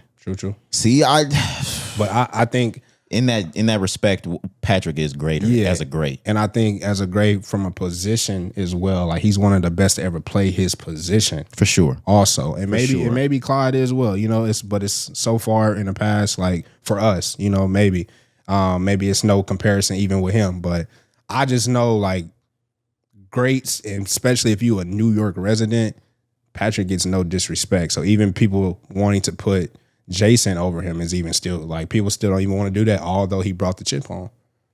But I'm with you. I think Jalen Brunson is in that conversation and probably, at this point can be classified as the greatest Knick with the championship and the playoff run and having 45 in a closeout. Like there's so much more that you can add to his bag every time you want to compare him to the greats that have graced that New York jersey. Maybe I'm being personal when it comes to Walt. And see, I've never gave the whole backstory. So keep it 100. In my family, niggas will treat Walt Frazier like some sort of fucking like God, nigga. Like down, like, and I don't. But down so much that that's the reason why my uncle wore number 10, and that's the reason why I wear number 10. Like, if you think about my whole like basketball career, I was the same number, but that was through my uncle. And my uncle only wore the number because back then he was a 70s basketball player, and he wore the number because of Walt Frazier. So maybe I've just heard a different narrative in my whole fucking life. But that's what I said, though. Same thing. Oh, yeah, like maybe we just don't, like we ain't been around. Maybe we don't know. You know, but like I do know, like the way my uncle like talked, like before that 3-point line existed, like no, Walt Frazier was just fucking dangerous. Yeah. But yeah, I'm glad I gave the backstory on why I've ever worn that fucking number. Shout out Walt Frazier. Yeah, that's fire, bro. But man, even with the ring for Jalen, like, because we're talking Walt Frazier, we're talking Patrick Ewing. Again, some of the greatest players to ever play this fucking game. I love Jalen Brunson, and the championship, you know, definitely gives you a leg up. But even me now saying like he's the best number one, even me, I'm like. But the thing is, we were talking as the guys. We low key gave him the best before he had won the chip. We were in the group message, if you remember. That was Leo and fucking and J Him. But I sticked with Melo at that point. Right. But he got a chip on him now. The nostalgia and the history of being a Knick and being a New York nigga and loving Melo, that's not enough anymore. Oh, I have nothing to say. Oh, no, I was just saying that for me, saying like, oh, man. I'm agreeing. When I think of, and even today, when I think of a New York Knick, I see Melo with that motherfucking headband on. Like, I cannot think of anybody else. When I think of them, I think of that 2011 to 13 New York Knicks squad. Like, I see Amon Shumpert in my head. JR. Right. Whoa. I was gonna let you make it. But yeah, J.R. Smith, J.R. Landry, all of those guys, bro. Raymond Felton. Oh my like God. that squad was deep, bro. That's the squad I see as the New York Knicks. So every time I think of the New York Knicks, the same way like my uncle would probably think of like Frazier. Yeah. I think of Melo. Yeah, absolutely. And these niggas these days are going to think Jalen Brunson. Jalen fucking Brunson. Rightfully so. Who earned it. Yeah, and like my mom and Pops, they probably think Ewing, John Stark. Spreewell. You got to stop saying Spreewell. Stephon Marbury. No. Shout out Stephon Marbury, though. Yeah, shout out to Starberry. Yeah, nigga, it's some greats that had put on that Knick jersey for real. Man, that's crazy. Mr. Starberry. Mr. Starberry. I can see that bald ass head right now. With the tat. On me. Yeah, man. We really went and bought them motherfucking shoes. Shout out Starberry. But yeah, shout out the Knicks. Yeah. Hella deserved win. That's what I was gonna say that we kind of moved on. I didn't say. The inexperience, Corey. I believe that's truly what got them, because throughout these games, these 4 games they lost to San Antonio, every single loss was exactly the same. I feel like they got caught up in the moment of being in the NBA Finals, because after one or after 1 or 2 losses, that exact same fashion, we should have been able to go back to the locker room and draw up how we get past this. They were able to get beat the exact same way every single time to a team they could beat, to a team that we saw you beat them before. I mean, you're up pretty much every game, double digits. You should, on paper, win the championship. Corey, you know on what I'm paper, saying? they should have won. They should have won. I give them one L for not knowing like how to adjust. Corey, they should have won this bitch 3-1. They should have won 3-1 or 4-1 and got smacked 4-1. They just couldn't adjust in the second half. And honestly, with the lead, that's what I was telling you guys. All we had to do was make the adjustments to keep them at bay. We didn't even have to score anymore. Of course, your goal is to score more, but we didn't even have to put up any more points. We just had to make sure they stopped putting up points. Up 30 at the half? Yep. And you're right. I think the inexperience... The inexperience maybe like got them the lead, but also lost them the lead. And I say that to say like the inexperience in first half of games are giving it all you got, like maybe giving too much, right? Going crazy. Draining yourself. And then when things start to slow down, when maybe the other team goes to halftime and makes some adjustments, you can't necessarily understand like, okay, whatever was what was working in the first half can no longer work. But also, this was my issue, and you saw it in Game 5, like front page. Nigga, if you can't make a jump shot, go to the fucking rack. Yep. And get aggressive, drive, get a foul, go to the hole. not in today's times. It was nothing but jump shots. And not with them. And so every time another missed shot just takes away from your confidence. Another missed three, another missed free throw line jumper. Now everybody's cold. Everybody's cold. And then New York is beating your fucking head in, going on a 10-0, 12-0 run, 12-3 run. Now it's the fourth quarter, 5 minutes left. You're tired. You're exhausted. You don't have any fucking confidence because no jump shot has failed for the last 2 quarters. Here comes New York on this fucking run, and that's the series. Yep. And yeah, that's been the story of this entire series. Yeah, so the inexperience, like I said, it maybe not necessarily makes sense fully when I say it got them the lead, but it definitely lost them the lead. We all can say that and probably agree that the inexperience is the sole reason as to why the San Antonio Spurs are not hosting that trophy. Yeah, and I think during the regular season that they could have been able to go back to the drawing board, been able to see them the next time, new scouting report, get things taken care of.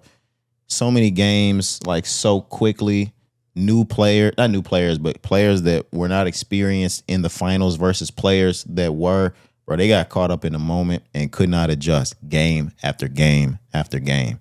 But Wemby's going to be an NBA champion at some point. He's gonna have to take this and just learn. Like he's really gonna have to take this one. And most players, I don't give this as the you made it this far type shit, because I always feel like that's some pussy cop out. Like we made it to the finals, but we lost that motherfucker. But he's really going to have to take this one as like, I'm only a couple years in this bitch.